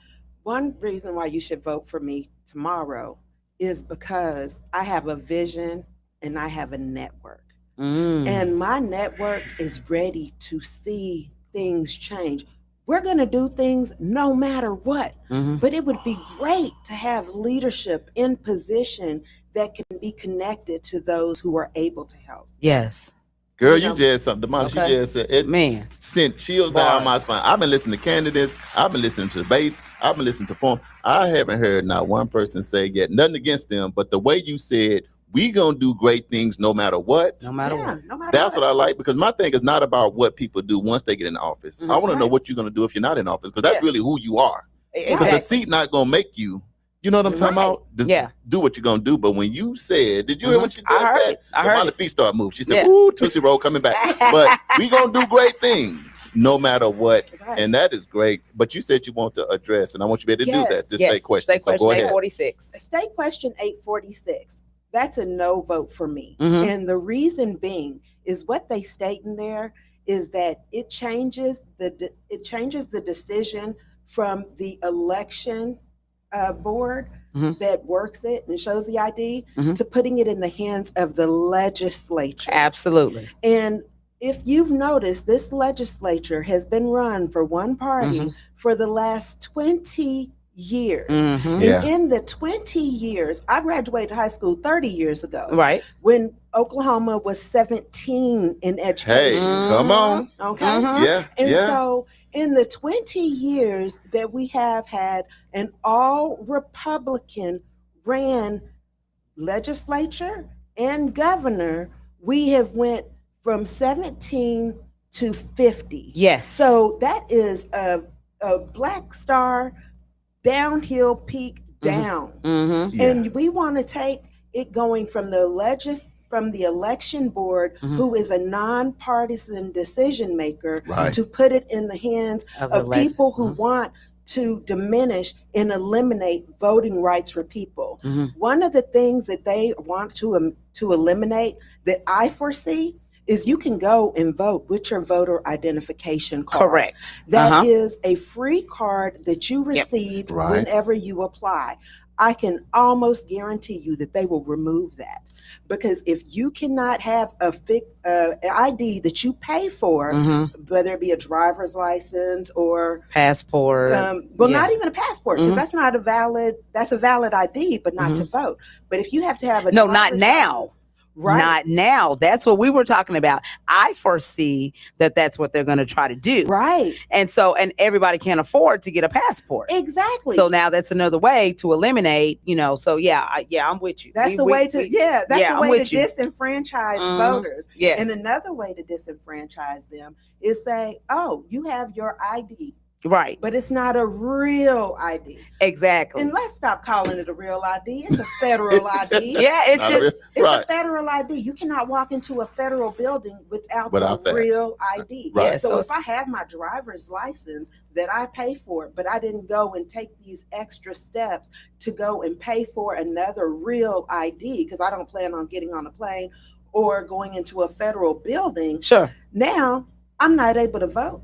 I foresee that. I do too. This is just Vision 2025 playing out. Yeah. Okay, so Ms. Tanisha, we got 1 minute, and I want to give you the whole minute. And in that, how do people follow you? How do people support you? Whatever you want to share with these people. You got thousands of people listening in. Okay. So we giving you that minute. Well, thank you. So you can go to Tanisha, TAN like November, ISHA, TanishaForTulsa.com. You can follow me on there. I'm a realtor. You can literally Google Tanisha Bowen and you will find me pop up everywhere. Because I am all over the city, all over Oklahoma, native Oklahoma, been representing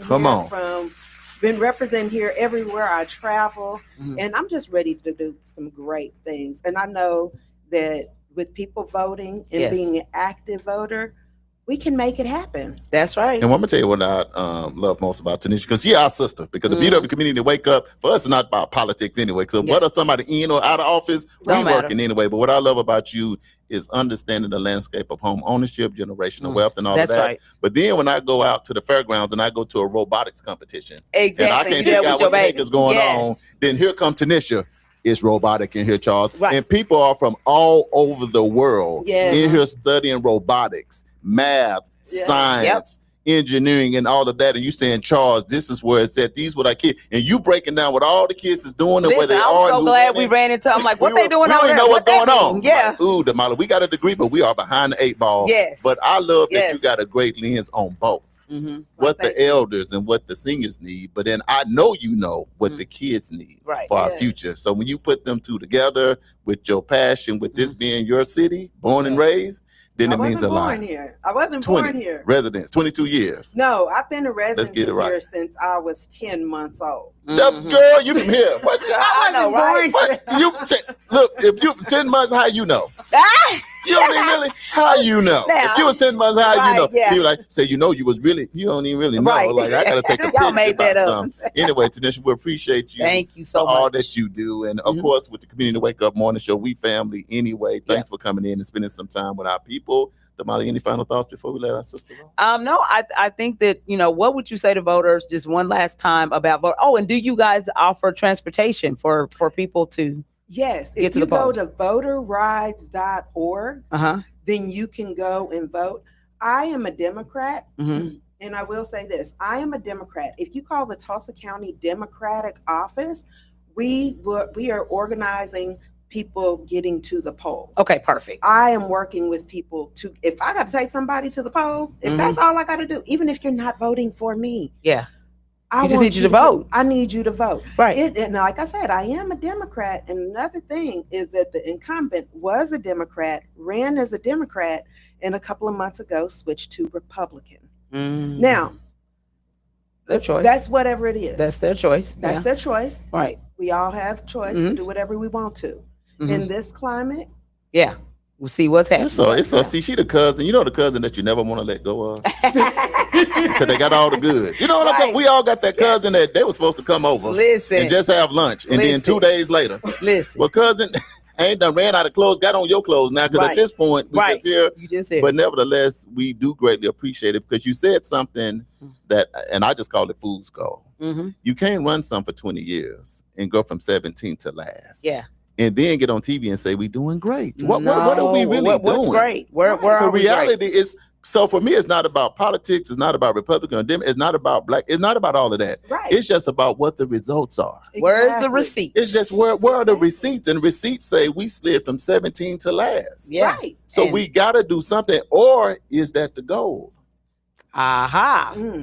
It may be the goal because if I know that on an executive level, the president says, who our governor follows heavily, he said, keep them uneducated and they will continue to vote for you. And then we're going to let you go right there. The Community Wake Up Morning Show with Charles and Damali. We're going to have you back after the election, and we're going to unpack some other stuff because that's a mic drop. Yeah, that's a mic drop. Y'all stay locked in. We got other people coming in. Hey, tomorrow is the big vote. It's going down all over. I see the Tanisha. Hey, she gave the information. Follow her work. And if you need a ride, voterrides.org. Voterrides.org is where you go to. And you can Google it as well. Thank you. All Thank right. you so much. Love you, sister. Okay.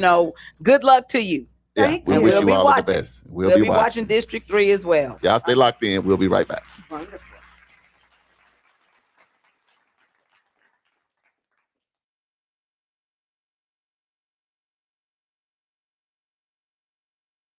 Are you or someone you know just as involved? Are you or someone you know in need of support services? Don't worry, Fitting Back In got you covered. We offer life skill workshops, career development, job search, substance abuse counseling, and more.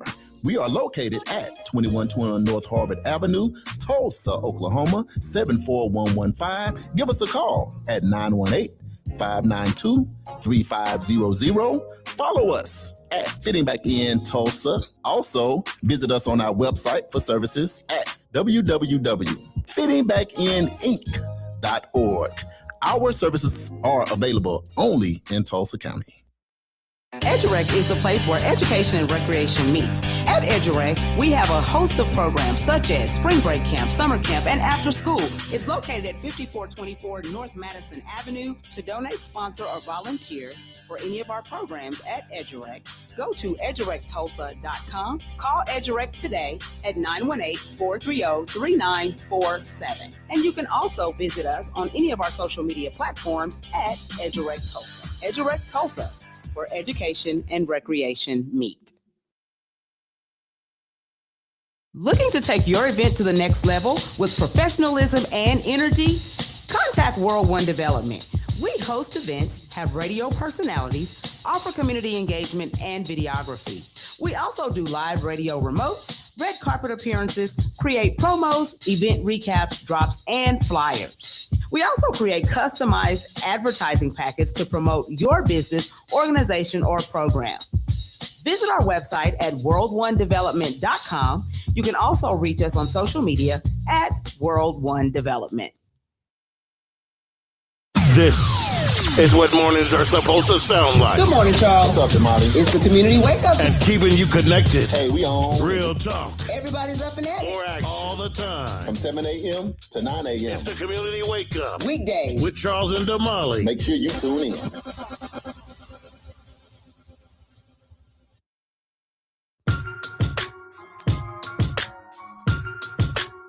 Welcome back to the Community Wake Up Morning Show with Charles and Damali right here in Tulsa, Oklahoma, home of Black Wall Street on the historic Greenwood, where we talking about the good stuff today. Tomorrow is the big vote. That's what we calling it, the big vote. Y'all locked in on NYC.FM radio station where we play today's R&B and them throwbacks. We also live and syndicated locally on KBOB 89.9 FM where we get to tell our story our way. Shout out to Uncle Bobby B over there. We also on YouTube, the official World One Development news you can use, but you got the best seat in the house in Tulsa, Oklahoma. Yes. Here with me and Damali on this Monday. We bouncing back. Absolutely. How you feel about Tanisha? You know, girl? I am so excited for Tanisha, you know, and I am hopeful that people in District 3 get out and vote Absolutely. in record numbers, because we need people that are moving the needle forward. Yeah. And, you know, we talk about that all the time on the show, but, you know, you got to get off your pockets and you got to do something. Yeah, and here's the thing. Always remember this. We never tell you who to vote for. Correct. But our goal is to just be informed, be empowered, and get to the polls. You know what I'm talking about, Damali? So it was good stuff. And have her in here, Damali. Wasn't she dropping some gems, though? Man, she's dropping some nuggets. And that's why we keep saying you need to go and do your research. Yeah. Don't just go by the number of signs you see on street corners, you know, be like, oh, well, I see they sign a lot, so I'm going to go ahead and vote for them. That could be the worst candidate ever. But they have a little bit more money to go and spend on these signs. You know what I'm saying? Signs shouldn't represent, you know, or shouldn't change your mind about a vote. It should be the research that, you know, you go and do about an individual, about what they're doing in community already. You know, if she's a realtor, she's in all the spaces. Man. So she see all the things going on. You know, not saying that she's the absolute best candidate, but what I am saying is she's in the community. Yeah, and here's the thing, Damali. She said something big. What do you think is the biggest difference between leasing and owning? What's the difference in terms of mindset? So I think that you see things differently. You know, when I was renting, and I'll just speak for myself because y'all can't tell me nothing about me. But when I was renting, you know, I was like, oh, this ain't my house. You know, this ain't my house. But now it's like, oh, I got to make sure my grass is manicured, you know, make sure that there's no trash in the yard, you know, make sure I don't have junky cars out here because it's mine. I own it. Yeah. You know, so I take, you know, pride in my piece of property, you know, and if somebody come and pull their junkie, I'll be like, hey, you leaking oil in my driveway, move that, you know. Let me tell you the difference too. If you be like, man, I'm not sure when people may be leasing the house or owning because it all look the same. This is how you know. When you have somebody's house and they may be leasing it, don't own it, they may have tell you, hey, it's time for you to go home. See, that's a different kind of energy. But when somebody say you need to get out of my house. Okay. Boy, Damali. It's a whole when somebody is saying, if you dating a girl and if she just says time for you to go home, it's totally different when she said you got to get out of my house. So that means next they're going to start fighting. You know, so when somebody when you hear somebody say my house, it's different. And here's another thing, Damali, when you stressed out at work, or people getting on your nerves and you somewhere you don't want to be, there is never nothing better or more popular to say, man, you know what, I'm finna go home. I'm going home. Yeah, I'm not going to. And home is where your heart is. Yeah, home is where your heart is. But I also believe that home is an environment that you create. And so if like for me, I hated being in an apartment, which is why I had to have it, because you got to think about how I grew up. I grew up in a home, a freestanding house, you know, so to have walls connected to other people, I'm like, oh no, this ain't gonna work. You know, have people upstairs stomping around and stuff upstairs while I'm trying to sleep. Oh no. You just see when you leasing a house or you got an apartment and then you look and you say, there go a roach. Oh my God, that was the worst. Now, if it's your house, you finna bomb the whole house the same day. What this roach doing in my house? Yeah. We got to bomb the house and leave like, for the day. You ain't paying no rent up in here. How the bombs work? Got to go. You put the bomb. That scared me because my mom said we finna bomb the house. I'm like, Mama, where we gonna live? When I was little, we were gonna bomb the house. Y'all got to get out. I'm like, Mama, why would we? Well, I didn't know what that meant at first. House. Yeah, but then she said, no, you got to go to your grandma's house. We ain't gonna blow the house up. Get out. You so silly. And then she said, well, we're gonna fog the house. Yeah, what say that then? You said bomb. You know, but nevertheless, she did get into the importance of home ownership, because when you own a home, I don't want 1,500 tire shops. I don't want all these dollar stores and family. I don't want that because it's my house. I want my kids and my generation. Resources around you in your community. Yeah, for sure. Let's go to the live. We haven't went to the live yet. We have not went to the live. Man, we are an hour and a half. It's 26 after 8 o'clock. So much stuff that's been happening. Bad. Let's go to the live, Damali. Okay, so Mom is watching. Hey, Mom, welcome to the show. Of course, Marquise is on. Girl, the amount of secret listeners. I know, right? I'm done with the secret. Girl, do you see the amount of secret listeners we got today? Yeah. And we see y'all. I don't even know why you're trying to be secret, because we know y'all there. What did Marquise say? Marquise, if you still on, say, because he said that 50% of the people are not going to like you no matter what you do. Right? He said that. Yeah. But he said, and 50% of the people that you will impact will be people that you'll never know. Yep. So y'all on the live, think about that. Think about that, Damali. Right. 50% of the people, no matter what Damali do, you can be nice and you can do whatever you want. they're not going to like you regardless. So go ahead and know that if you're going to get into this space. But then 50% of the people that you will never meet, you impact the most. Yeah. Well, you got to think about it. They got to chew on that. That's something. Brenda Harpin is on. Miss Brenda Harpin, welcome to the show. Siobhan King is on. Siobhan is in the building. Nate Rap, come on. Cousin Pearlie is on. What's going on, Cousin Pearlie? Miss Esther Wright is on. She came to the community convening. Welcome to the show. Welcome to the show. Let's see. Cousin Pearlie says, good morning, family. Absolutely. Roz is on. Roz, she says, what's good going morning. on? Let's see. You know what, Roz? Here's the thing, Roz. Something you got to understand. You're going to have to get your life together. You can't spoil nobody with a breakfast like that. And now we can't find you no more. That ain't Damali. Once a month ain't enough. Liz, she'll be back next month. That ain't enough. We're going to talk about it, Roz. We're going to let it go for now. But Damali, you can't experience that. Right. And then it go away. Check out Roz in the next 30 days. That ain't enough. Right. I'm going to let it go. Okay. Richie says, good morning, everyone. What's going on, cousin folk? Because of Richie, I'm yes on the ONG thing. Okay. Where are you on the ONG thing? I'm yes. Thanks, cousin Richie, for that info. Teresa says, Grand Rising. Hey, sis. Renelle, the talent, she's on. What? Yes. Renelle, what's going on, sister? Let's see. Who else? Angela is on. What's going on, Angela? Welcome to the show.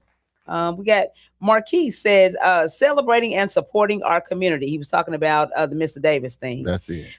John Alonzo Williams Bell is on. Hold on. That's too many names. That's a lot of names, ain't it? John Alonzo Bell, him said MC Shadi. It's John Alonzo Williams Bell. Okay, well, it sounds the same. Welcome to the show. Katina is on. What's She's up, watching. Katina? Vicky says, good morning. Blessings to you all on Monday. Celebrate each other. Celebrate North Tulsa Rising. So much good work to do. Shout out to Mr. Davis. Unified World One Development is blessed. Thank you so much. Appreciate that. Got praying hands from Cousin Pearlie and Sherla, talking about the losses that we've had in our community. Princess Osborne is watching. What's going on with your Prentice? Let's see who else. Sherla says, please share this live. She be got on a shirt. And our other special guests are pulling up. So y'all got to get ready. We finna run this thing back again. So share the live, text 5-10 people and let them know because the big vote is happening tomorrow. Cousin Pearlie says, amen. Great affirmation to begin the week with a positive mindset. Brenda Harbin says, great affirmation as always. Larry Harris says, good morning, team. What's going on, Larry? We back. Yes, we are back. Shawnee Craven says, good Monday morning, everyone. What's up, Shawnee? You off them crutches yet? Girl, that's just crazy to me. You got to be careful, sis. I know, she's so cool. I'm gonna do to my, I'm a scare and chase, so she might not really be on crutches. I see what happened. Don't do my sister like I'm gonna run around the corner real fast and see if she take off. I'll be like, Shawnee, I knew you was playing. No, I'm just playing. Let's see. Jeremiah Blackwell says, Grand Rising. Hey, what's going on, history? Vicky says, vote. Tomorrow is the day. Praying we all need to participate for change. I had a white guy telling me yesterday who they are setting up for our next Oklahoma State superintendent. Wow. I replied, maybe it's time for a change. Looking at Oklahoma stats.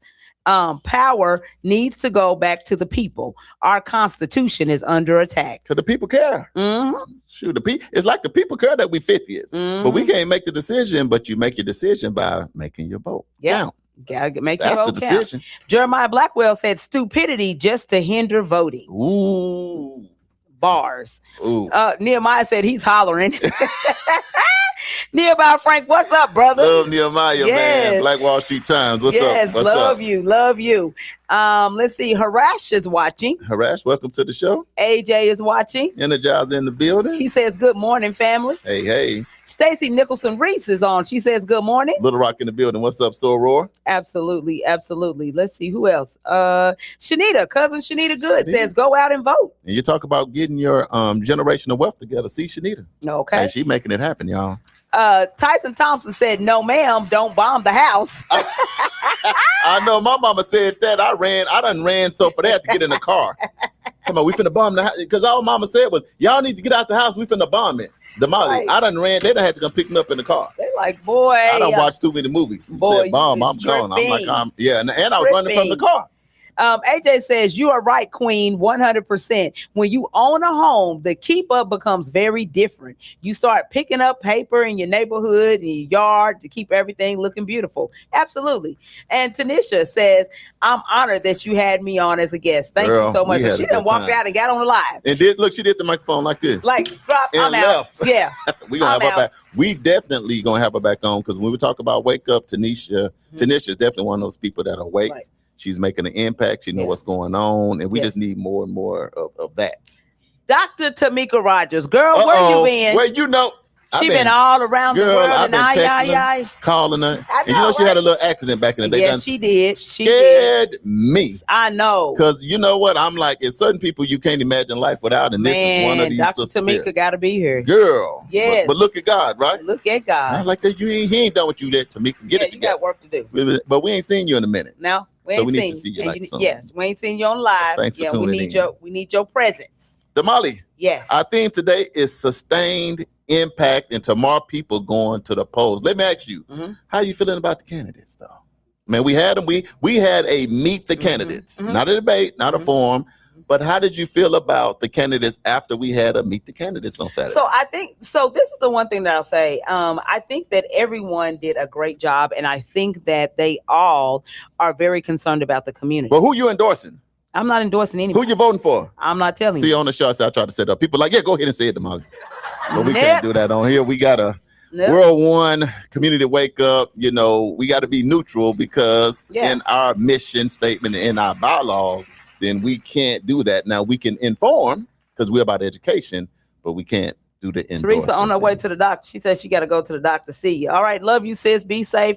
Hope everything works out well. Absolutely. Absolutely. Give us a report too. Let us know you're doing good. Yeah. So as I was saying, I believe that all of the candidates are concerned about North Tulsa, about District 1. Let me say that in particular.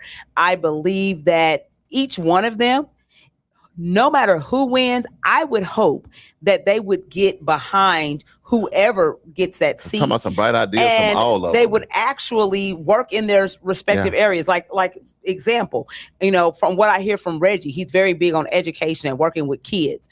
I think that would be awesome for you to work with whoever is in the District 1 seat. But when it comes down to streets and lights and family and talk about his grandparents and legacy and different generations and going to football games, so he embodies community. Correct. If you ask me. Right. And so, but find your lane, if it is not you that wins that seat, that District 1 hopefully seat. today, Reggie, you can share. Because he was mad. He said, for some reason, I can't share the live. I know. So I don't know what that was all about, too. So we need to figure that out. Right. Thomas was very big on policy. Yeah. That's what he talked about a lot is policy and, changing laws. Right. So if he doesn't win, then stay involved and stay connected in that space, right? Correnti was talking about, Dr. Wilson was talking about different initiatives that are already in place. Her team pulled up too. They did. Her squad pulled up. They pulled up. But she was talking about all of the different types of initiatives that are already in place and trying to jumpstart those initiatives in the District 1 community. So if she doesn't win, I hope that she does, stay in tune and stay connected. Right. I didn't hear from Mario, and the last couple of times I have not been, so I can't speak on him. And we still wish him the best too. Yes, we wish all the candidates the best. And then I think the incumbent, then there's a lot of initiatives that she has spearheaded in District 1. And so the hope would be that if she does not retain her seat, that she would work with these other individuals, and I believe she will work with these other individuals because it's not about her, it's about District 1. Right. And so to me, I just see where everybody, because they do have some great ideas. And I think that if everybody, kind of came together and kind of worked together, then I think District 1, they wouldn't be able to mess with it. Ooh, and that's how powerhouse. And I can tell you this, I love, now that we did it, the meet the candidates, let them know the next person at the thing. Because I can't get off the thing and go. I know, right? Anyway, but she like, go, Charles, go. I'm like, no, you ain't gonna leave me. You gonna be, I don't know what you're gonna say in my absence. I told Charles to be quiet. Maybe he didn't say nothing different. He at the door. Yeah. But I think that to meet somebody face to face, to shake their hand, Damali, to give them a hug, it humanizes this process, because on Facebook, people can throw stuff so much, you can maybe sometimes forget these candidates are human. They got feelings. Our apologies for Mr. Thomas, because we were talking about the tree. He said, I've been listening to the show. I said, that was Damali. It was he said funny. it was you two. But I just was like, we wasn't ready for the tree. But either way it go, it's Should've still, warned us. but then to even meet us, then he knew it was all love. He could tell with us, he said, oh, y'all just be comical. Yes. I'm like, yeah, whatever we say, anything we say or do is always going to come from a lens of love, no matter what. You know what I mean? So so for me, my takeaway is I wrote down all my notes.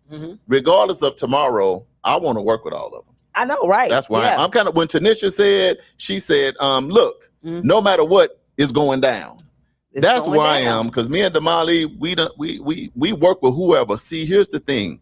We support and we respect the seat because of our relationship with community. So I was listening close to all of them, like, regardless of the election, I need what you're talking about. Because we dealing with kids and we can do it expungements and we doing development and we doing this. We need you at the table regardless. At the table. You know what I mean? So it was a good showing for all of them. And I feel like, to me, my takeaway is it might be some what they call a dark horse. What they call a dark horse, the one that may be riding in the back that you didn't see coming.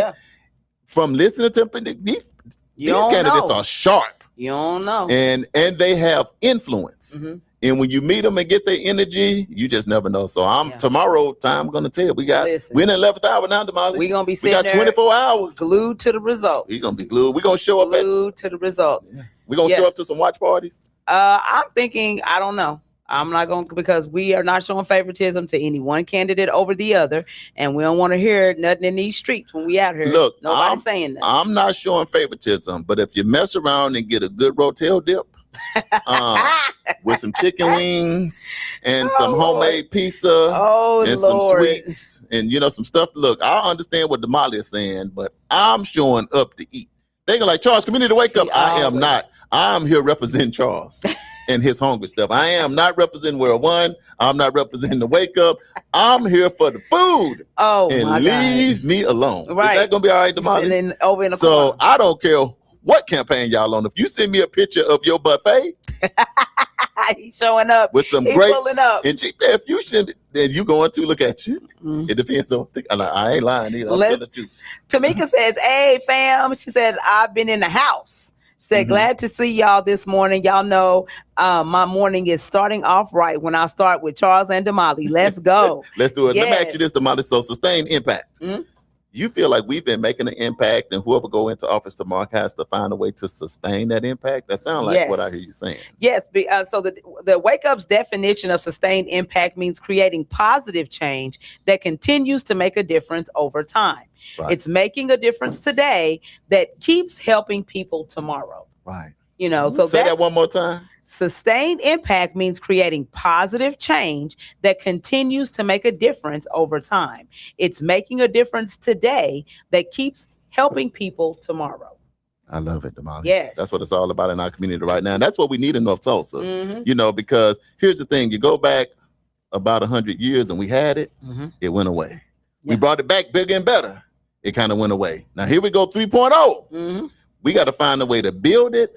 Like Nehemiah said, we got to build it. Say it again, Damali. And what? And protect. So now we're in a season, whether you in North Tulsa or any part of the country, you're going to have to build and protect what it is that you're doing. Because it seems like that might be the thing.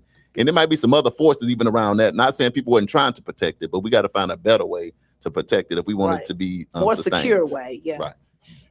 For sure. So we have one of our other special guests in studio right now. He's our blue and white brother. As well as our community brother. Yeah, the comedian. He's a community brother and a comedian.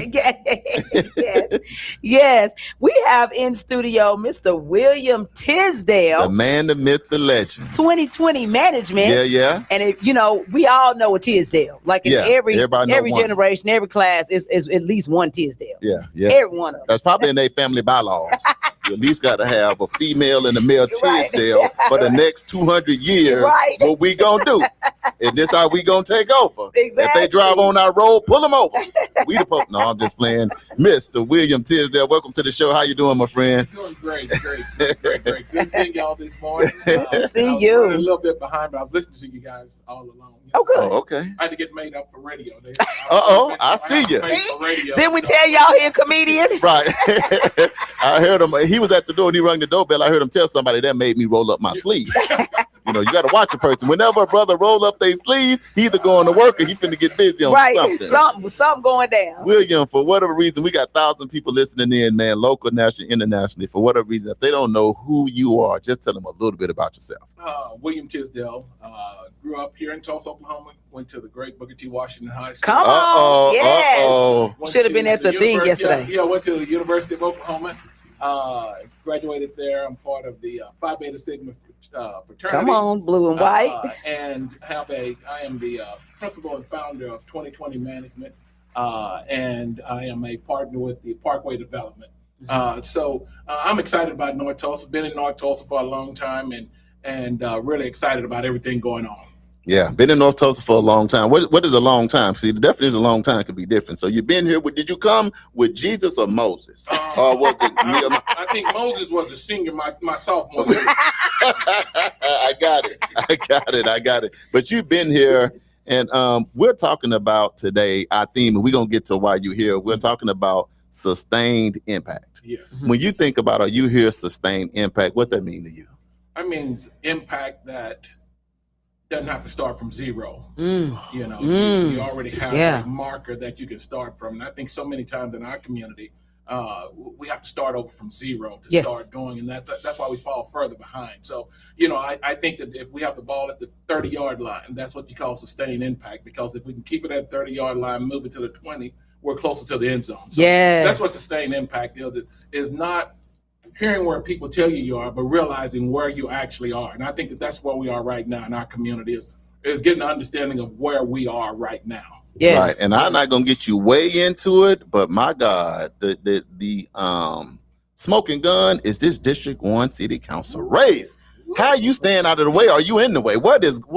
I've been very, very impressed by the quality of people that have come out to run for this. Yes. You know, I think when you don't have challengers, that means that either the district is not doing anything or is stagnated. So to see the quality of challengers that have stepped up from, I think it's Dr. Wilson, Reggie Williams, I mean, very community-minded individual, Mario Johnson, and then the brother Moore. I think all of them bring some great things in. I think that the incumbent Vanessa Harper has really done a lot of things to go. So I you know, my endorsement is of her, but it's not a endorsement against anybody else. I just feel like where we are right now, what's been accomplished to the point, I just don't want to change, you know, at this point in time right now. Right. And just kind of build up on that. But whoever wins, I got to work with them. And that's right. That's right. Go. We still got a big investment in 40 acres. And 40 acres is still going to be in District 1, regardless of who wins. So if you're listening to you can't pick it up and move it. Yeah. So if you listen to me. And also, I think that what we have to look at is that we have a mayor in the office right now that is really instrumental. And I think it's important for us to work together. I've been pleased with everything he's done. And I think, like you say, guys, we are on the, you know, when you talk about the precipice, I think we're on the precipice of going downhill on this. So. Yeah.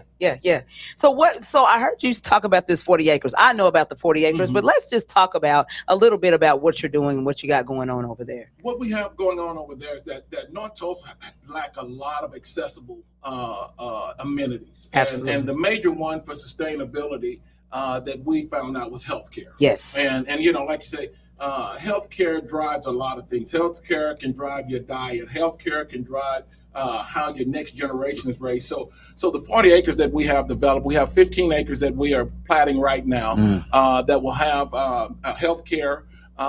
We will have just about 30,000 square feet of healthcare provider, both mental health and wellness. So whenever you enter into the development for healthcare, you won't have to go to 61st to get service. You won't have to go to 21st to get service. Like that. It's going to be an all-in-one care.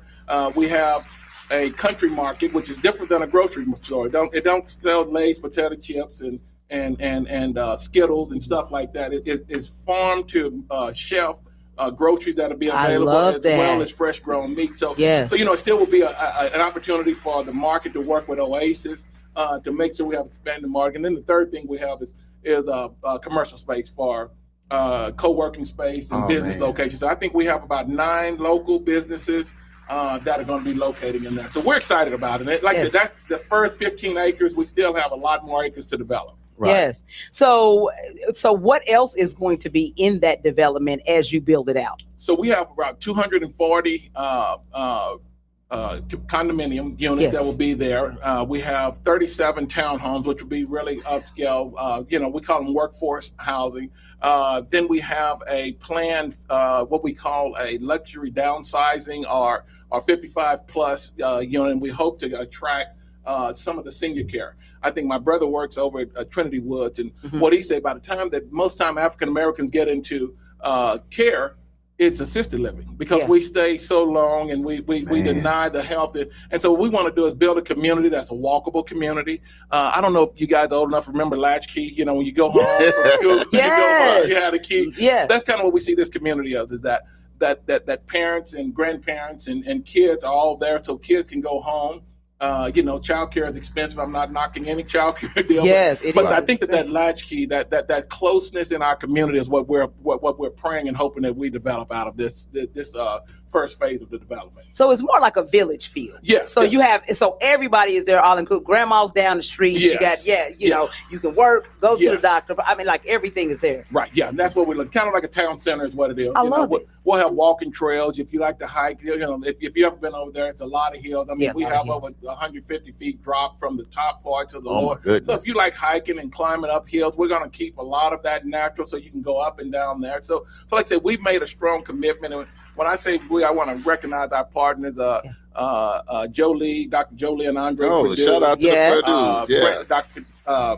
Dr. Darnell and Brenda Blackman, and then my wife Sherry and I. We make up the team of Parkway that own the property and that's developing the property. But we do want everybody to know that for other developers out there, there are opportunities. Come and work with us. We have carved out small enough deals for you to get in there. So if you're a home builder, if you have an idea, give us a call. Yes, I love that. Let me ask you this: what is going on in North Tulsa with so much development going on? You go back about 10 years, there's nothing happening. It's just available. You can go buy lots and land all over the place.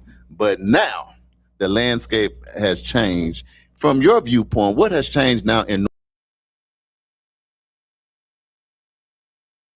North Tulsa, where now land value is so expensive and it's just and east and west as we can grow. But I also believe that we finally figured out that there's a lot of value in North Tulsa. North Tulsa has always been marketed as a poverty zone, you know, as a danger zone, because that's kind of where our federal dollars come in at.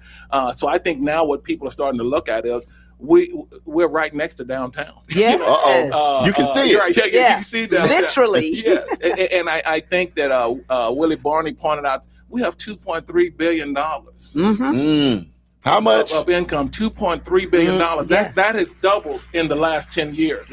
And so I think what you're going to see is that a lot of out-of-state people are going to be moving to this area. I really think that North Tulsa will, you know, if we look at population, if we look at what our income is, we would be second to Broken Arrow if we're comparing ourselves to suburbs. So when you look at it, we're larger than Owasso, we're larger than Sand Springs, we're larger. And so when we think about that, I think that's where the attraction is that it's people here, it's money here, and there's opportunity here. So I think that's why this election time is important for us to change our speech from, hey, we don't have anything, to, hey, come and invest in us. Absolutely. That's totally what you said, Damali. Come invest in us. For people that don't maybe not understand the landscape, from your development, how far are you from the airport? From the airport, we're about 10-minute drive at most. From downtown, we are 5 minutes. If you want to ride a bike, we are just about 10-minute ride. So like you say, our project connects directly to the trail system. So we're part of the Osage Trail.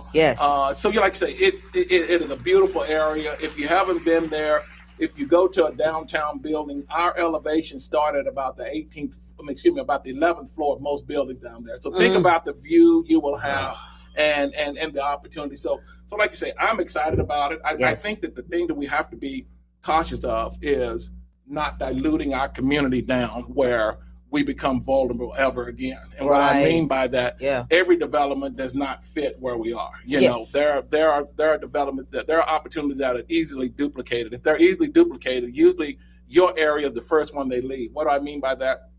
Home Depot can be duplicated anywhere you want to go. Right. They're a big box. Everybody is excited. The downtown location was the #1 location when it first opened. But the problem was when they opened up one in Owasso, Sand Springs, and other areas, it continued to fall down. So I think what we want to look at is building on our value, the unique trend that's going to draw people there. We are a destination community. Absolutely. And I think that's what our current council has fought for. And I think that's when I listen to you guys, what you guys recognize as well. But that's the message we have to look at is we have value. And people want to come there. Let's give them a reason to come. That's right. So that's what we're looking at. Now you said something. That made people perk. Now they texting me. They got to stay on the live. You talked about if you are maybe an emerging developer, you're building houses, that you may have some space for them. Also, you talked about 240 residency and all of that. So people need homes. Yes. How do people connect with you in your development? We are setting up our website is being set up right now. Our partners is setting that up. We're about 6 weeks away from having our IDP developed, which is our infrastructure development. And so once we get that going, we'll be ready to hit go. And I want to also give a shout out to the city of Tulsa. I mean, they have worked tirelessly and seamlessly with us on this project. Awesome. But I also think we have to give credit to your district person, your council district person that's there. If you don't know what's going on, you have to be educated by the people in there. You're not going to get the full story. So you have to have a beginning of what's going on. But I think what we're looking for are those professionals that are moving out of state that may have a remote job. Yes. We're looking for those young families that feel like they're forced to move out there. But I believe when you see the quality of what we've invested in, like you say, Parkway, our team has invested highly in it. We've not cut any corners. I think when you see what comes out of the ground, it's going to be A++ rated development. So what does that mean? That means we take a little bit less money, but we understand that our community get viewed in a higher level than what it is right now. Absolutely. Let's do this so people can understand the name Tisdale. We talk about generational wealth. We talk about family tradition. We talk about legacy. We talk about all of those things. When you see the LL Tisdale, who is that named after? What did the Tisdale think about family legacy and being sustained and all of that stuff as you just think about the family business? Right. my dad was a pastor. We were born in Fort Worth, Texas, Stop 6. And so when my dad moved here, he was a pastor. Pastors didn't make that much money.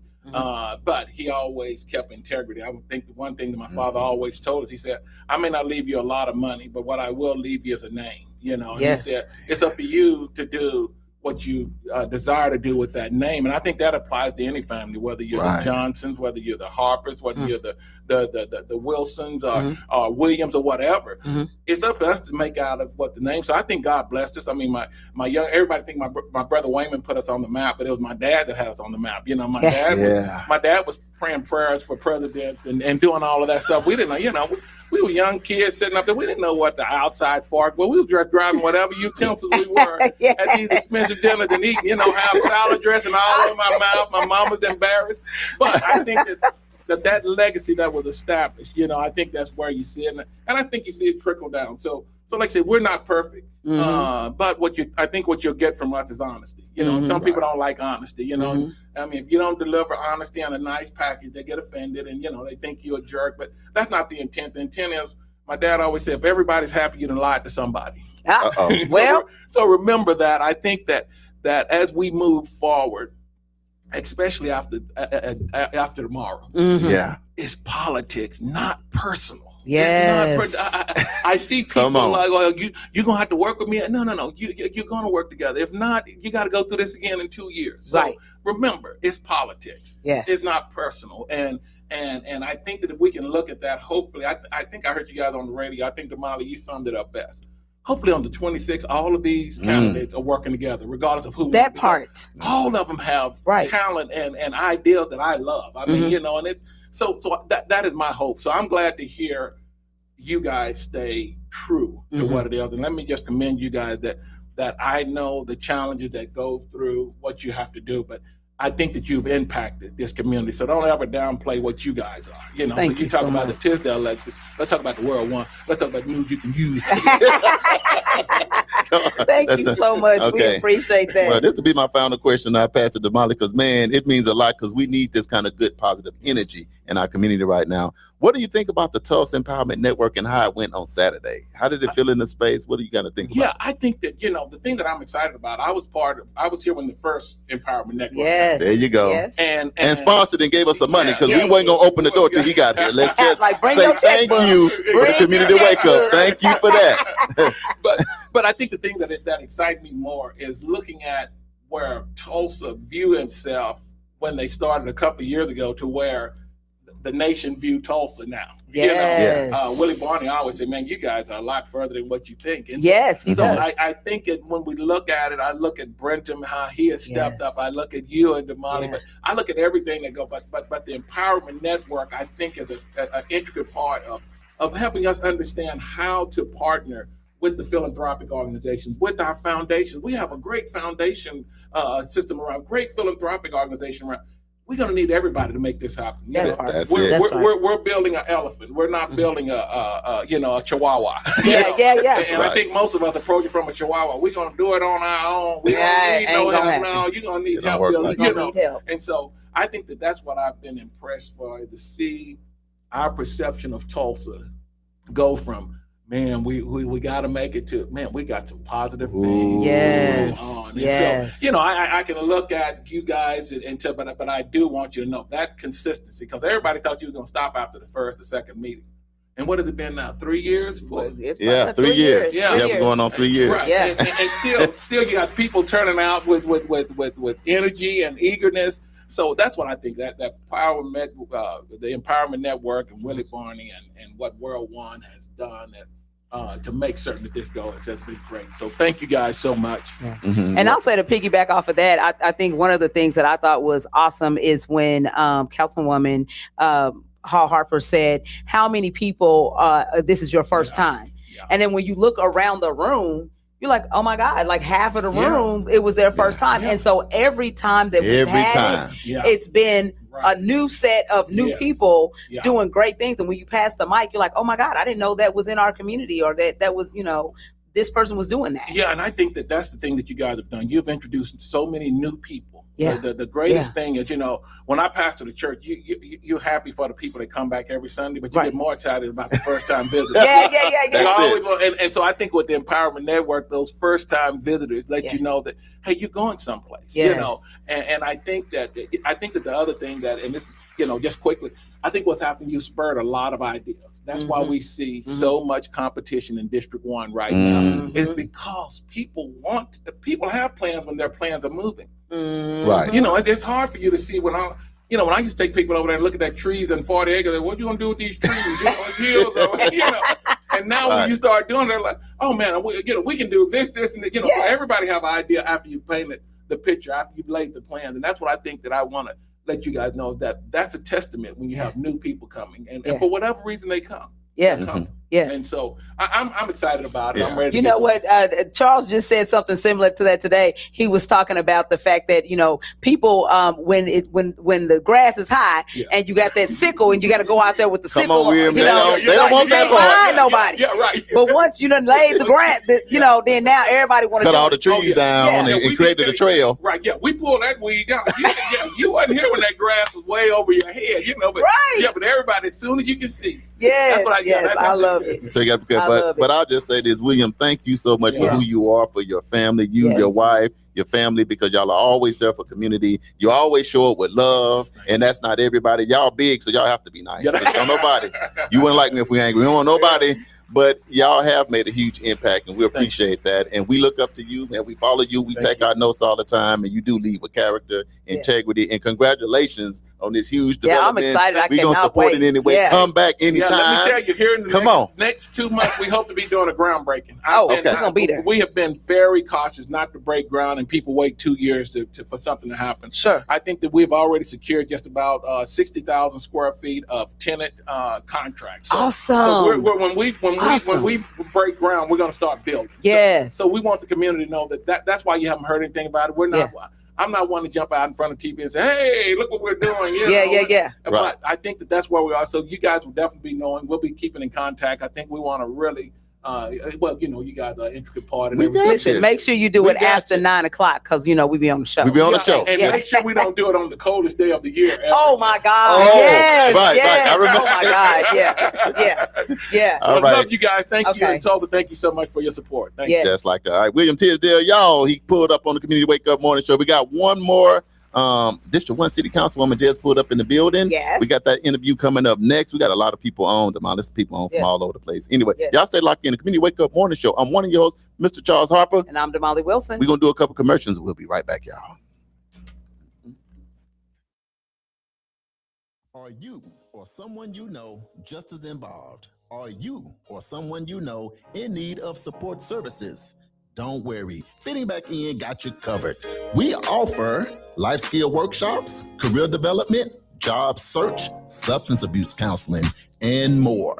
We are located at 2121 North Harvard Avenue, Tulsa, Oklahoma, 74115. Give us a call at 918-592-3500. Follow us at Fitting Back In Tulsa. Also, visit us on our website for services at www.fittingbackininc.org.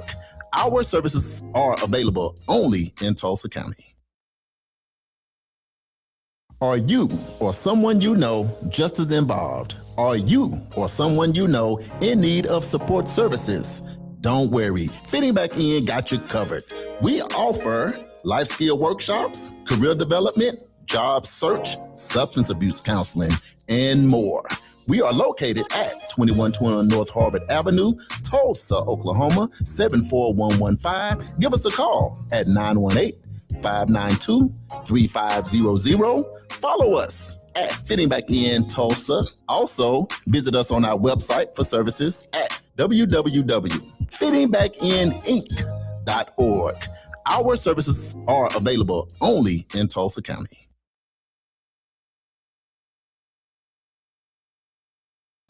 You know what? It's really not that bad being up at 5 a.m. Damali, you know what? You're absolutely right. The only thing better is we on 5 days a week. 7 a.m. to 9 a.m. It's the Community Wake Up, our brand new morning show. Right here on NYCU.FM. And simulcast on KBOB 89.9 FM. We got your Black History Trivia. We got your medical report. Don't forget the police report. Your local, national, and international news. Always the latest on upcoming events. The Divine Nine and the HBCU check-ins. And most importantly, we can't do it without you. And make sure you join us each and every day. It's the Community Wake Up with Charles and Damali.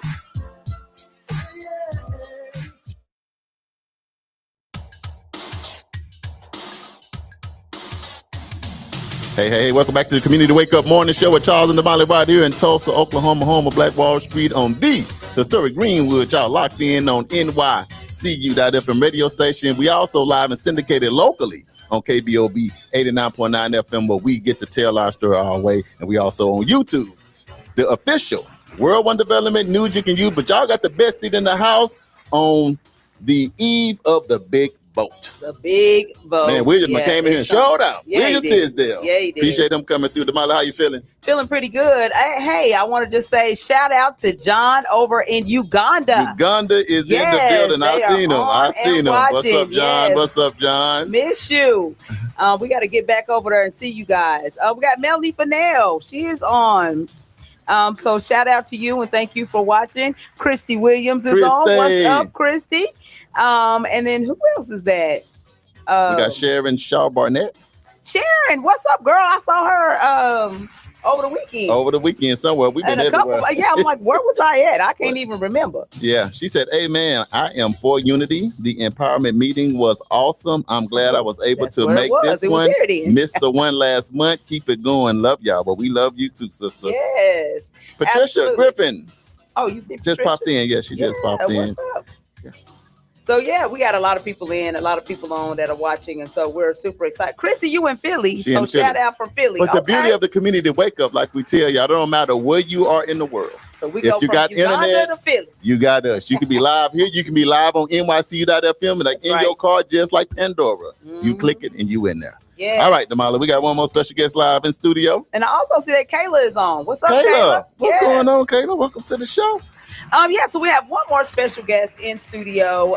You know that we've been talking about the big race. We've been telling you guys, getting out to vote. We've told you guys about going to the portal to make sure that you know where your polling place is, so that you know where you're going, and we don't have the confusion. Right. I told you guys that you can also pull your sample ballot, which I have pulled for North Tulsa right here. And so you can pull that as well.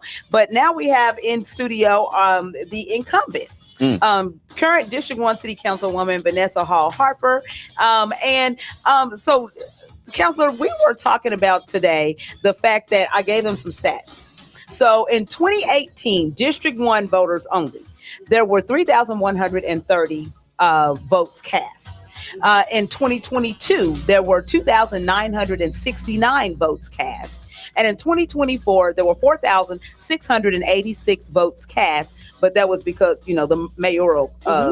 And so on average, that's about 3,595 votes that are being cast, right? Over that time period.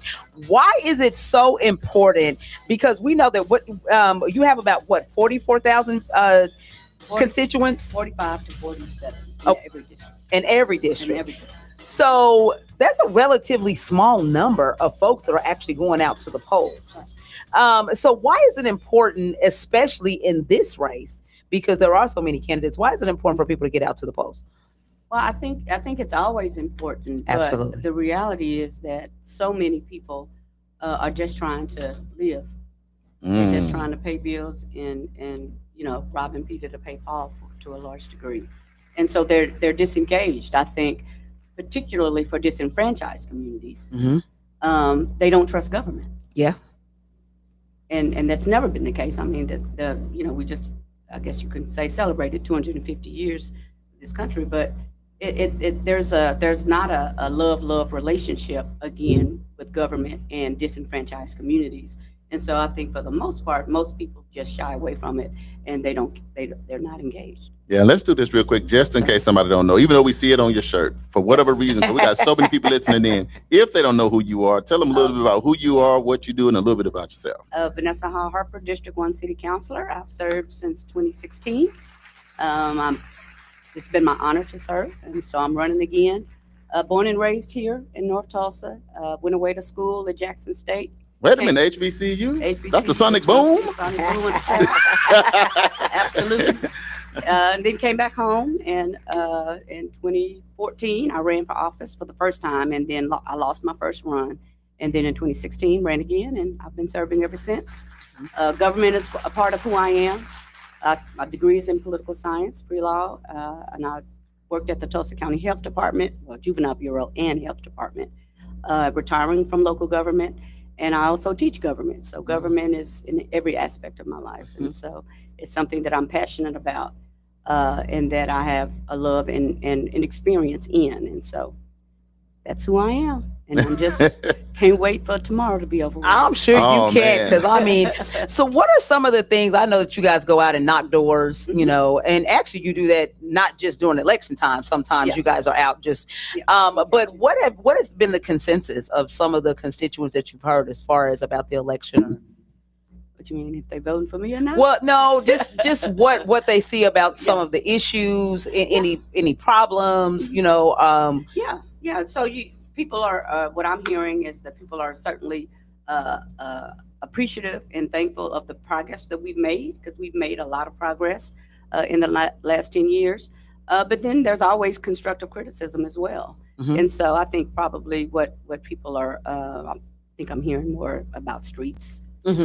People speeding through neighborhoods. Yes. And what's the process to get speed bumps and those types of things that, I'm always open to, and we share year round, because those are concerns that come into the office and into my phone every day. Did you say speeding through neighborhoods? Speeding. That's Damali.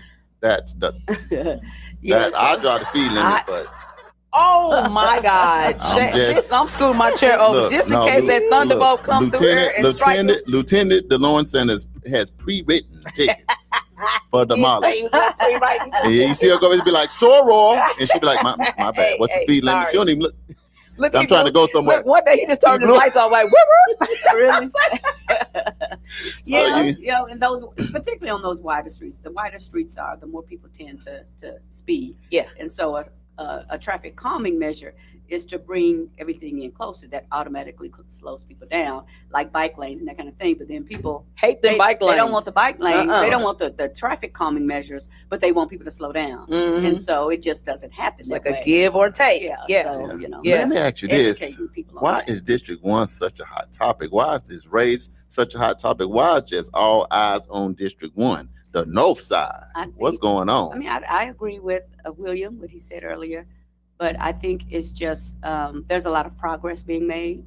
We were forgotten for so long, and I think now that people are actually seeing progress and possibility, that people are more interested in it now, and it's like, oh well, I can do that. So let me put my name in the hat. So are you encouraged by that? Yeah, I'm always encouraged about people engaging. Yeah. I think that engagement should be rooted in facts and in knowledge.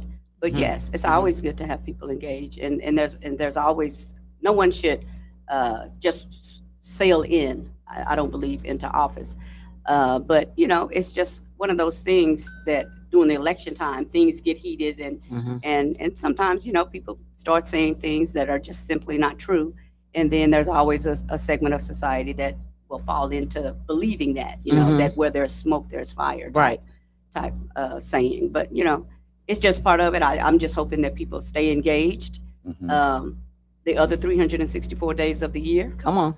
Not just not just on election time, because you hear that. Well, we haven't seen or heard from her only during election time, and I'm like, well, no, that's probably because you haven't been engaged. That part, because that's clearly not the case.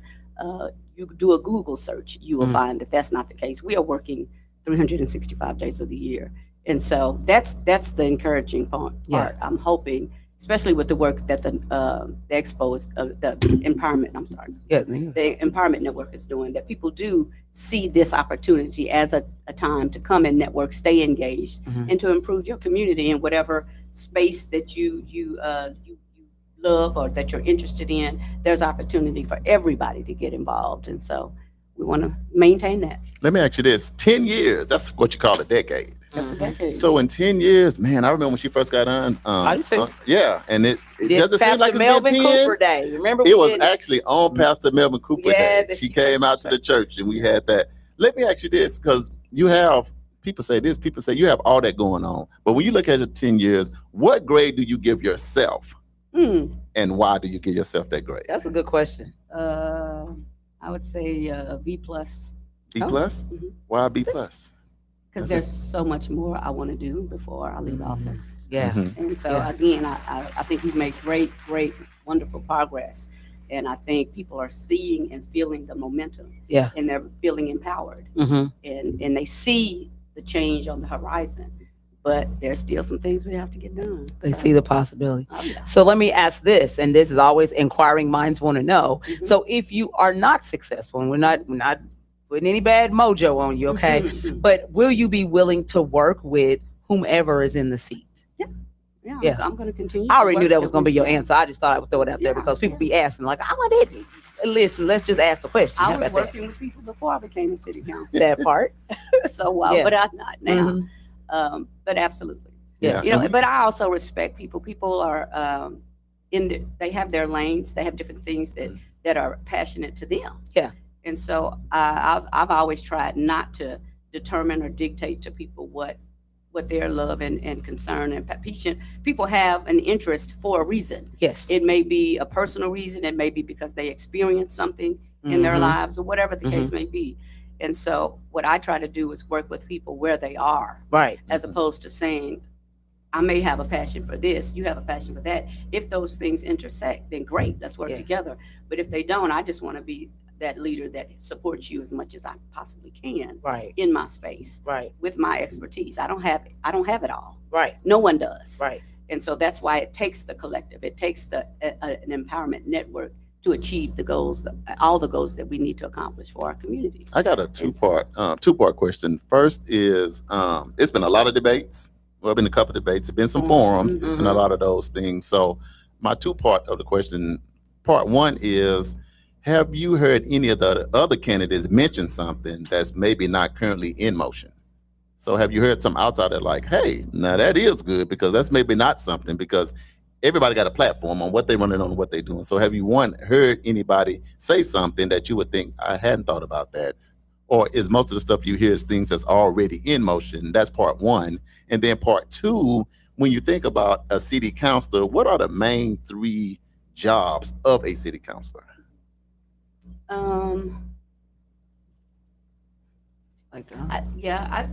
For the most part, everything that I've heard is being done in some capacity. The question is, I've heard some things that are, to your second point, are not the role of a city councilor. Mm-hmm.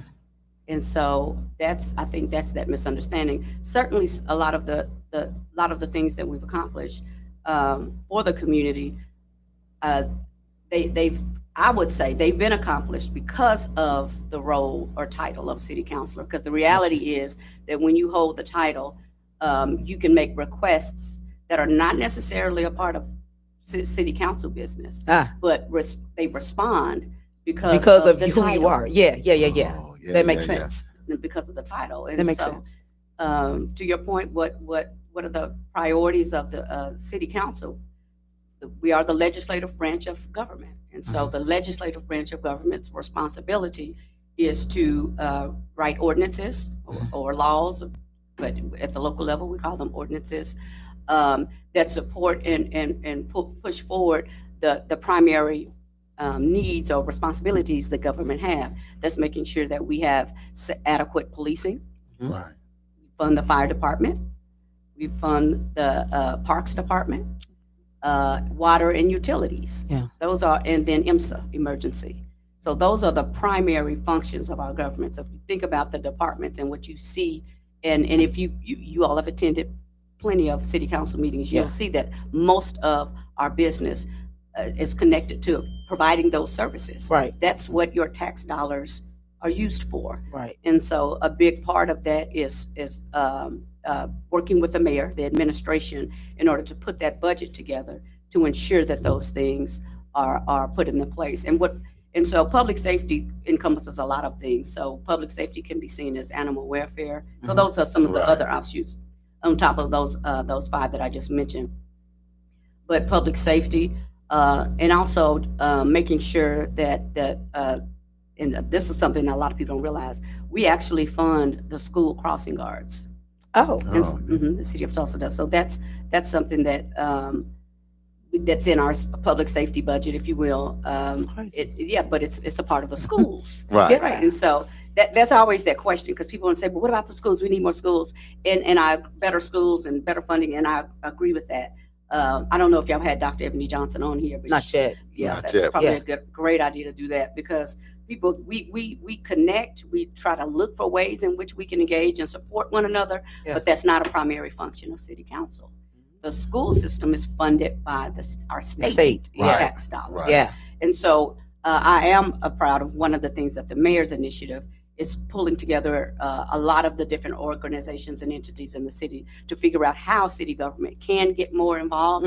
But that's a question. I don't know that, I know that there are certain city councilors on the council that are, they question that model or that approach, because that's something we haven't historically funded. Right. And so what does that look like? And that's a major, one of Mayor Monroe Nichols' initiatives is that he wants to see how those city tax dollars can be used in that regard, if they legally can, because we have certain responsibilities of city government, you know, and what that would look like. And so I think that's one thing that, to answer your question earlier, what could be approved upon. I'm interested in that. Unfortunately, I'm on that cabinet, but they moved the dates to the dates I teach. And so I haven't been able to attend those meetings, but that I asked the mayor when he announced that, I directly called and said, can I be a part of that? Because I want to be engaged in that process and what that looks like. So we'll see. I think there's a lot of work to be done and a lot of partnering that will ultimately result in that. But, you know, we'll see. But those are the primary responsibilities of city council. That's good to lay that out, working because with the mayor, People know and understand. and working with the mayor. So all the other things, you know, they happen and they're good, But again, I'll use the prime example of the Expungement Expo. Yeah. That doesn't have anything to do with City council government. Yeah. But because the city council for the district called those entities, the Steve Koonsweilers and the court clerk, and to say, hey, I'm interested in doing this. Will you partner? And they were willing to do that. If I was not the city councilor, they probably wouldn't have returned the call. Right. And so, and I think that by you being in the seat, you can recognize different deficiencies in your community and be able to bring those resources. Right. So that's really, you have to be an advocate for the community in order to make that happen. Exactly. So, and that matters. That title matters. But so many organizations like you all, y'all do a lot. Mm-hmm. Y'all not city councilors. That's true.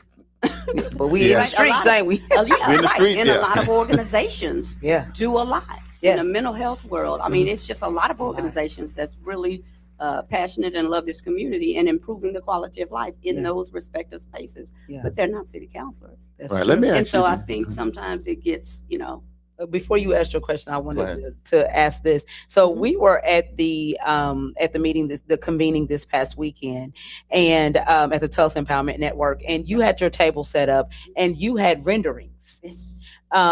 So let's talk about the renderings for a second, and tell us a little bit about that. But then also explain if you don't retain your seat, what happens with that space? Because the misperception, we want to kill the misperception that I've heard it being said that city dollars were and all that stuff. So just explain what will happen with that project, whether or not you have retained your seat. The project will move forward. It's a private project. It has nothing to do with city tax dollars, and I won't even say it's a misperception. I think it was just a lie that was told. Okay. And people are continuing to push forward to that. It was a lie when it was told the first time, and it's a lie when it's been told the millionth time. Mm-hmm. But again, the people that are putting that out there are hoping that enough people hear it often enough that they believe it, when it's simply not true. And so we've held town hall meetings. We're going to have plenty more. To engage, and there were several people that came over to my booth this past weekend to learn more information about it, and they are interested in it.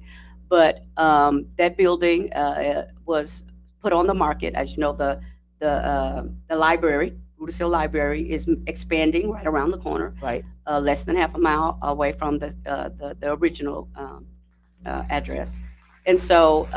Beautiful building, by the way. It is. It's going to offer so many more amenities that we need in our community. I can't wait for that genealogy lab. Yeah, I am ready. Nice. Yes, I'm so excited. A long time ago. And so just so much more. And so that's going to be great for North Tulsa. And so they put the building up for sale. And the library system is an authority. Mm-hmm.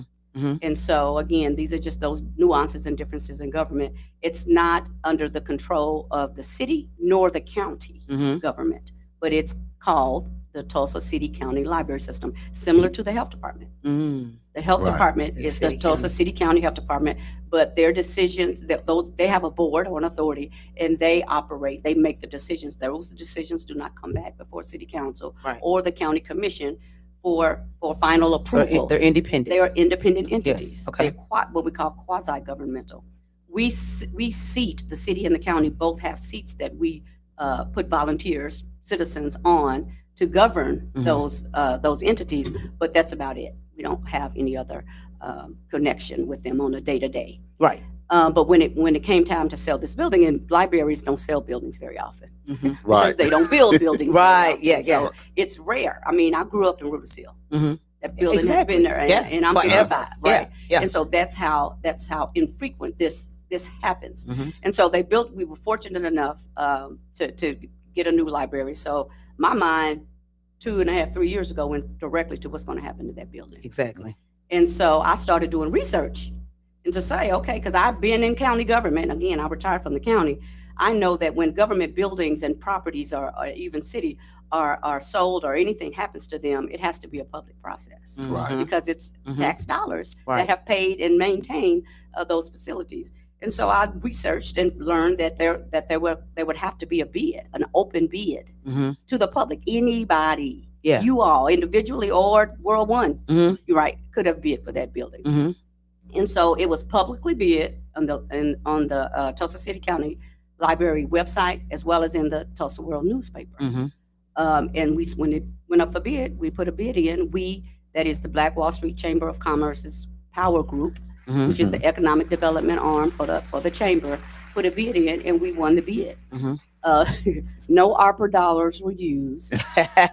No city tax dollars were used. None of that. I think some of the confusion, and it's weird because the people that are saying this were in the meetings, and so they sat and watched it happen. But at any rate, there was this assumption that because the city council and the county commissioners, we have 300 commissioners in Tulsa County, we both had to pass a resolution saying that we are aware that the library is selling the building. Right. It wasn't an approval. Right. Because we don't have anything to do with that. Because they're an authority. Because they're an authority. They're separate and apart from certainly our functions. But that is how in government we acknowledge things. We do a resolution. And that resolution was simply to say we are aware that the Tulsa City County Library System is selling that building. Yeah. And so there were those in the community, the naysayers, that came to the meetings and was asking and demanding that the council put the vote off and vote it down, as if we, the city council, could have said, no, you can't sell your property. And that's basically what it was, certainly without a valid reason. And so the city councilors were asking, because it was new to them. I had several city councilors, and I had to recuse myself, so I was not out of the room, but I knew the answers to the questions before they even got them, because I had done the research, right? And so there were those that were saying, oh, well, she should have said something. Why would I say something? Why do you invite competition? Again, the city council was not purchasing the building. Right.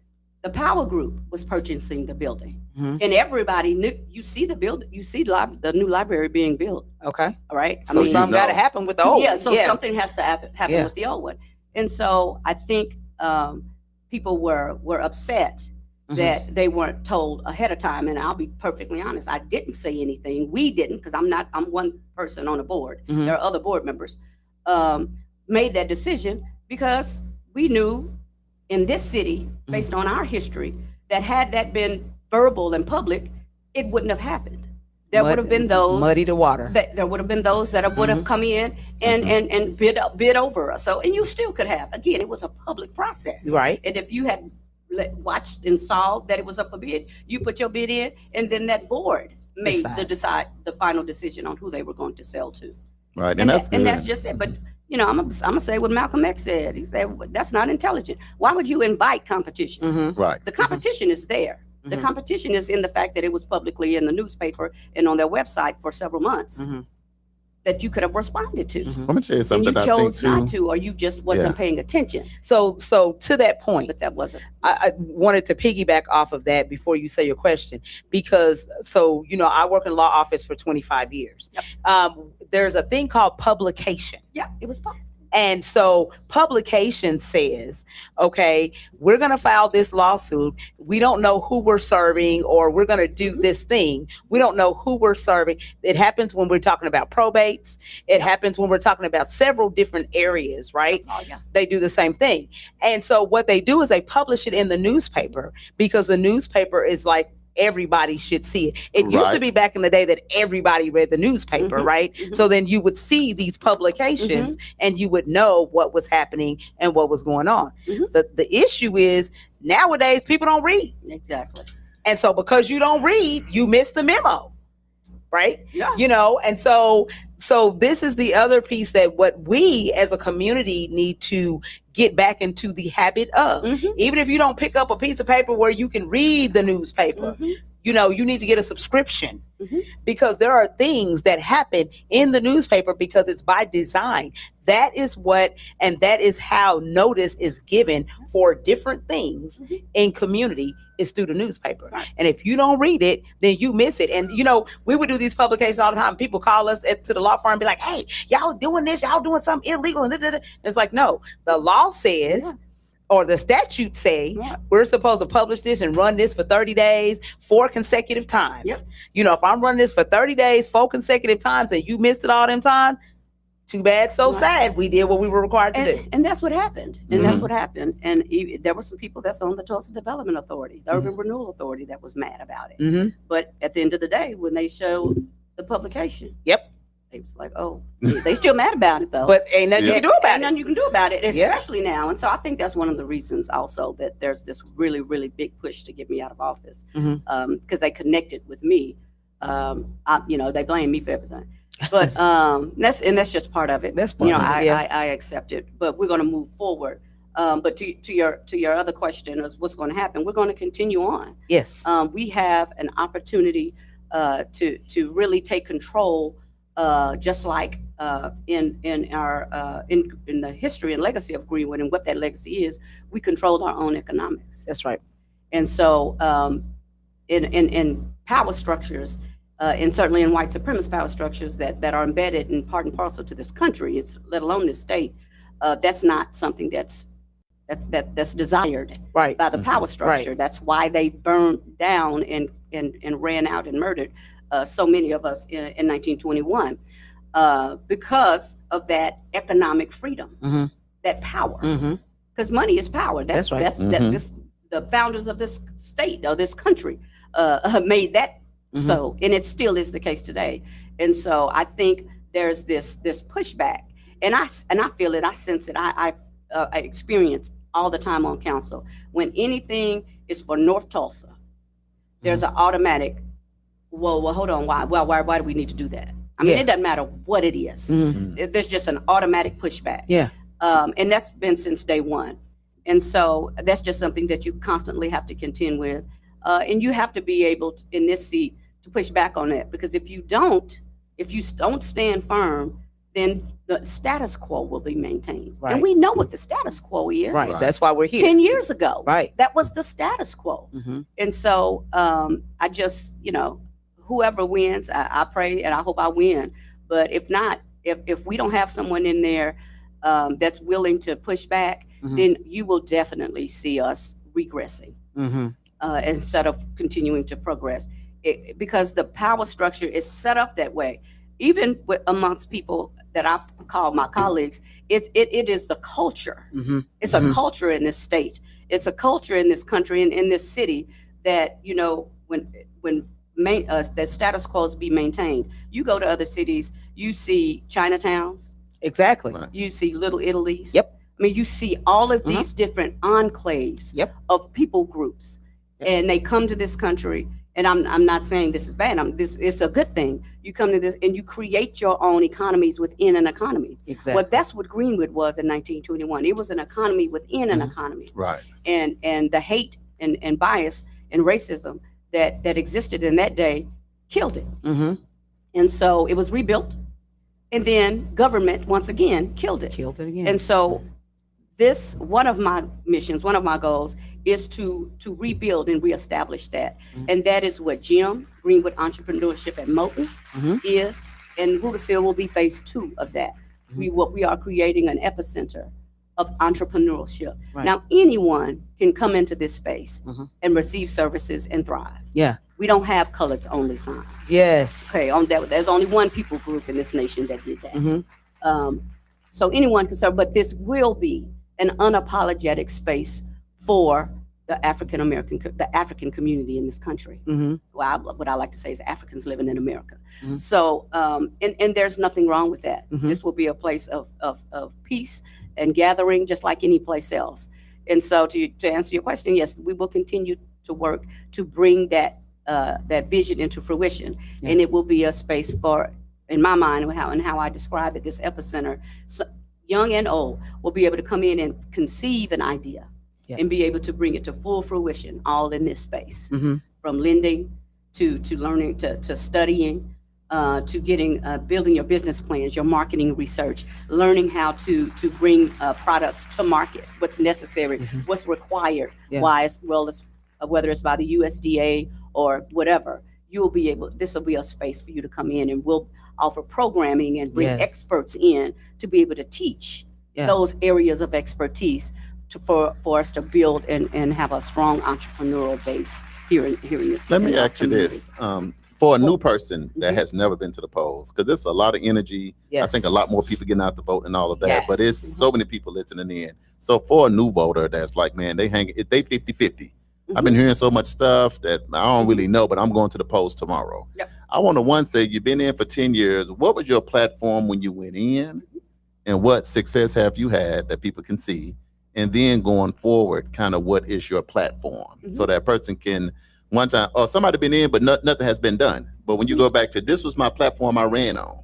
Here are the results of what I ran on. And if I'm elected again, this is what I'm gonna continue to do, because that's my current platform. So my platform hasn't changed at all, and it's on my website. So voteforvanessa.org. But my platform, and these are in no particular order, but food security, check. Well, checking. Right. Because we still need some stuff. But there's progress. Yes, progress. I just want to add this. We was a food desert when you came in. Right. And now you currently basically have 3 Oasis Fresh Markets, not just in North Tulsa. You got one South Tulsa, did a groundbreaking, then one coming downtown. But I'm just saying, at some point when people trying to make a decision, instead of all of that, let's just get to what it really is, so we still can do it as community.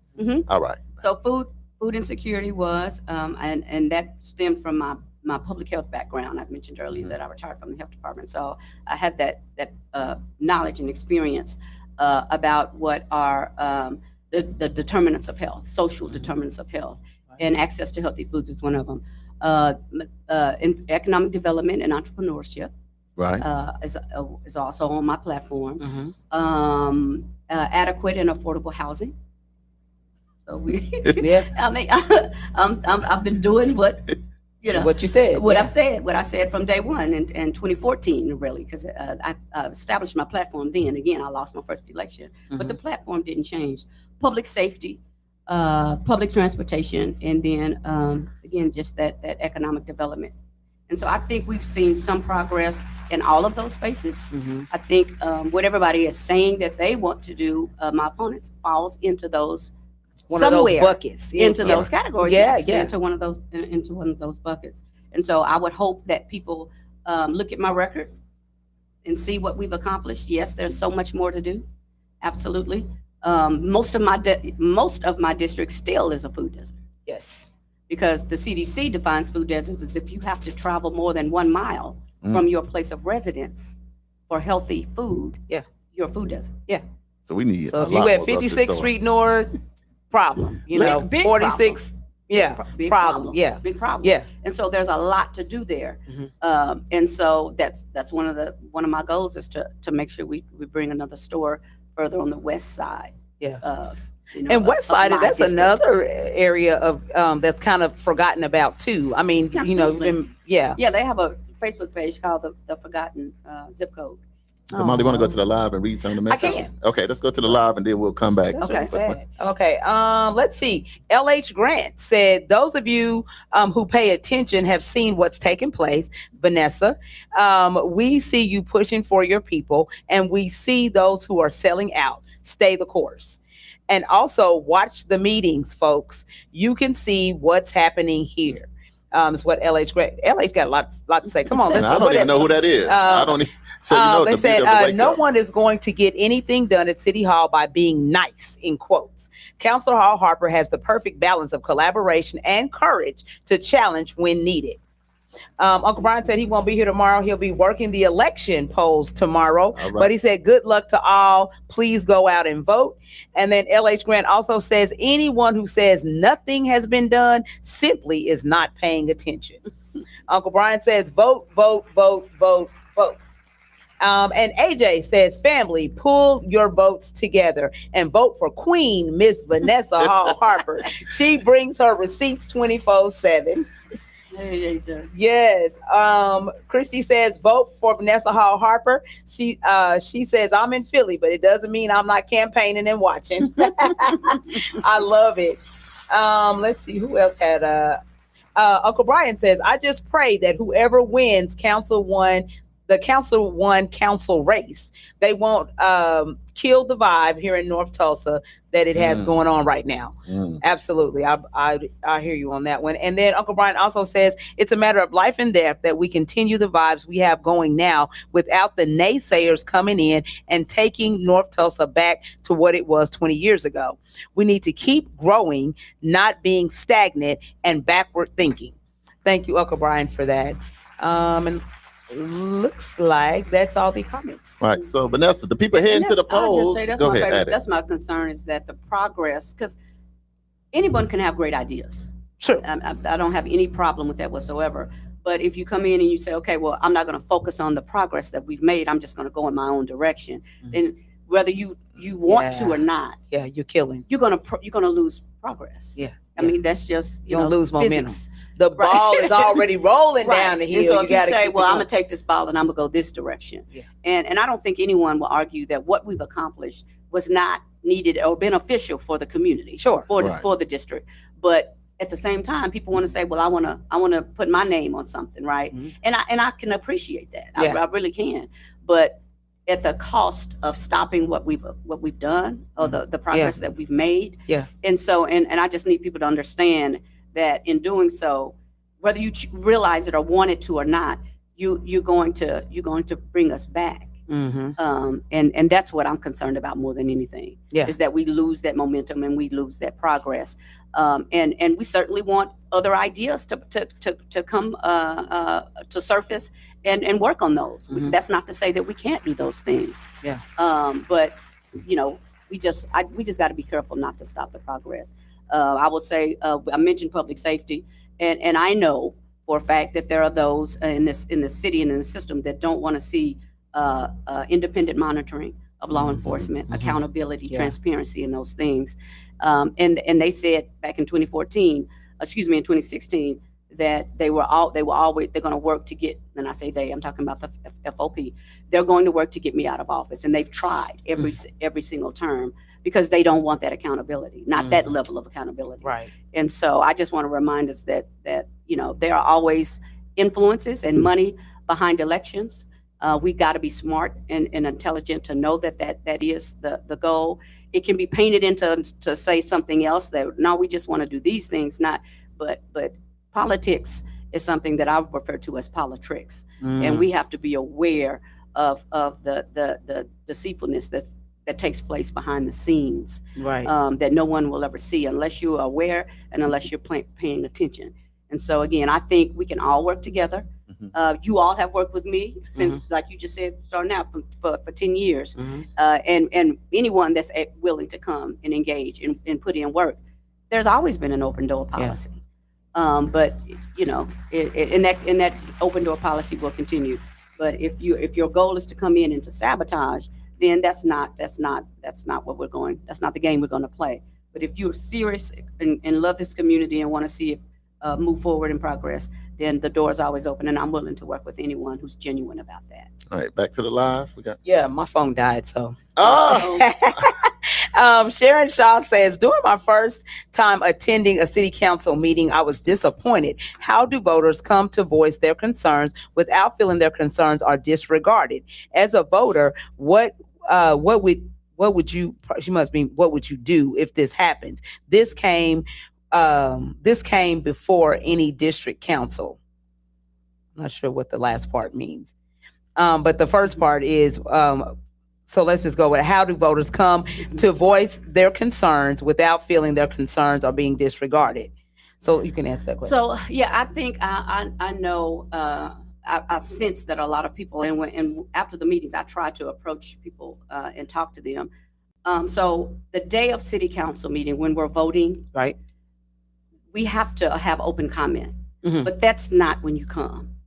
You come before and engage with the counselors, right, ahead of time, and it's a lot of time. That's why so many people are disengaged, because if you got to work, you raising your kids, you got all of this, you got football practice, you got it can be a lot. So it's almost like the lobbying process. Yeah, there's a lobbying process. There's an engagement process, and y'all know I give my number out to anybody, right? If it's an issue in my district. But you need to engage, email, reach out to those counselors before it's on the agenda. Right. There's a discussion that takes place There are subcommittee meetings that we meet on Wednesday mornings at 10:30 and 2:30.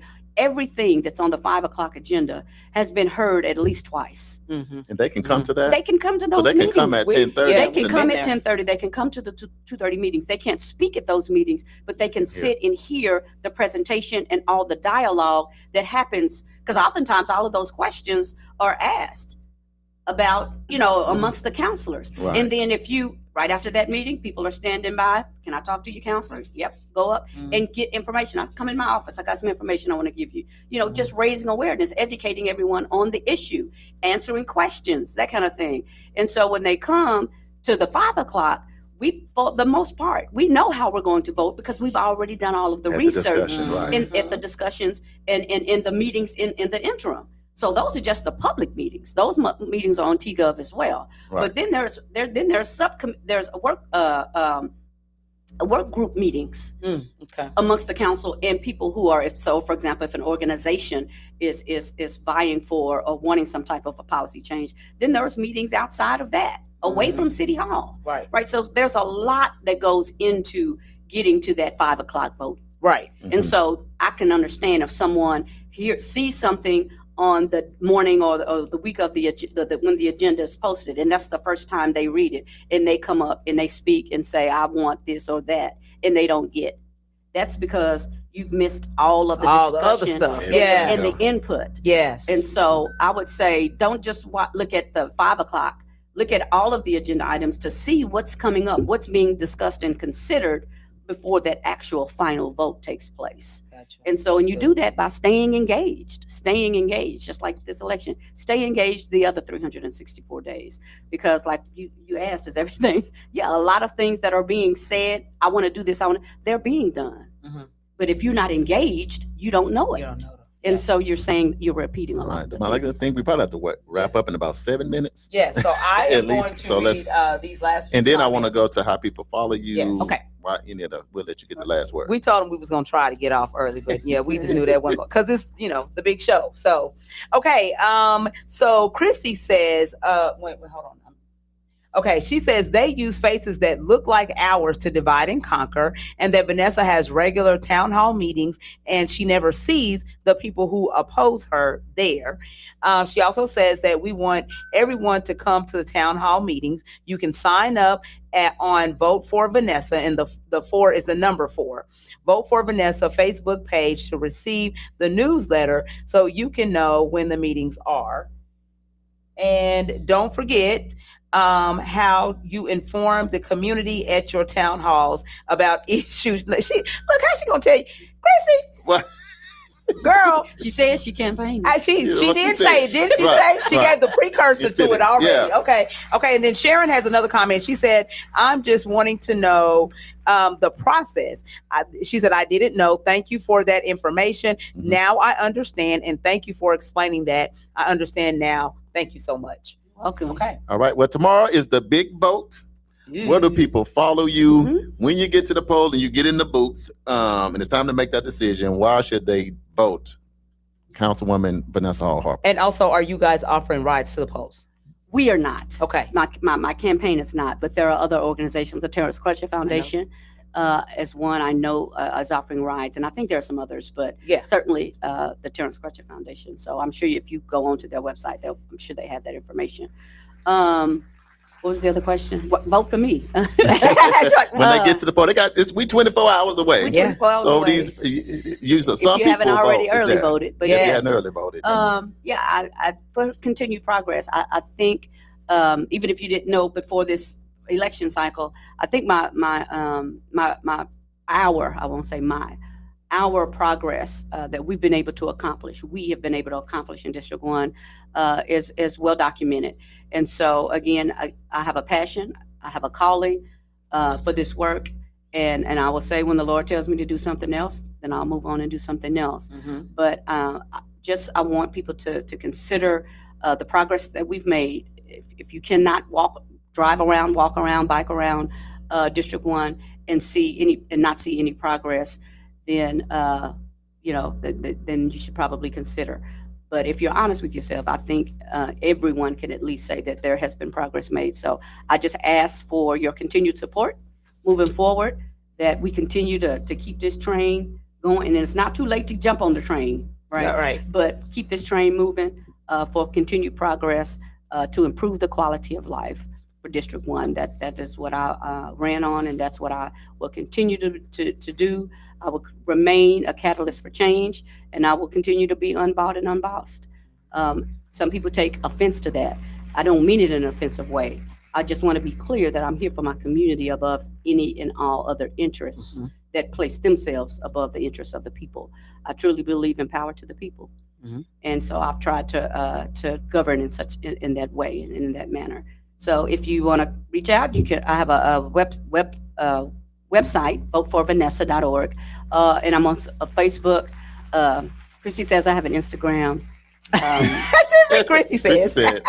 Yeah. So all of that stuff, I'm not big on the social media. Yeah. So that's why you can't do everything. You don't have expertise in everything. So I have someone doing those things for me. But I'm certainly not hard to find. You can always reach me at the Tulsa City Council.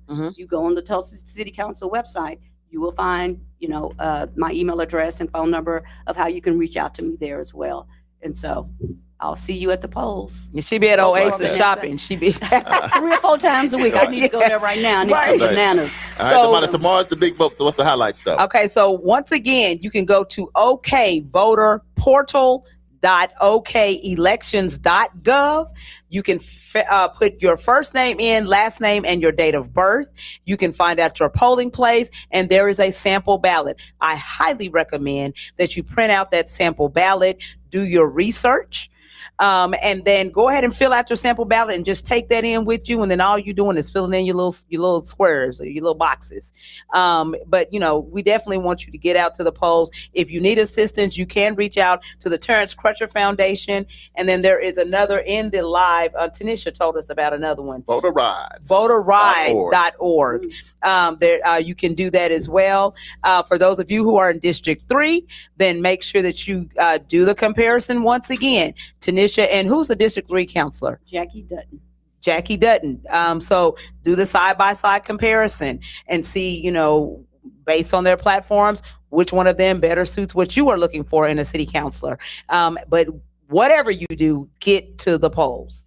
All right, this has been Community Wake Up Morning Show with Charles and Damali, Steve and Keys over there. Uncle Bobby, appreciate you. Councilwoman. Yes. Charles Harper, thank you for coming in, sharing with us. We wish you and all the candidates the best on tomorrow. We'll be live in studio, and we're going to go to vote, and we're going to have our sticker on. So when you vote, you take your picture, you tag World One Development, and we're going to share the good news because we all dearly love North Tulsa and all of Tulsa, and we want it to be great. So y'all have a great Monday, and we'll see y'all tomorrow. But tomorrow's what the big vote is going down. Y'all get ready. We'll see y'all tomorrow. Community Wake Up Morning Show with Charles and Damali. Hey, we're going to see y'all tomorrow.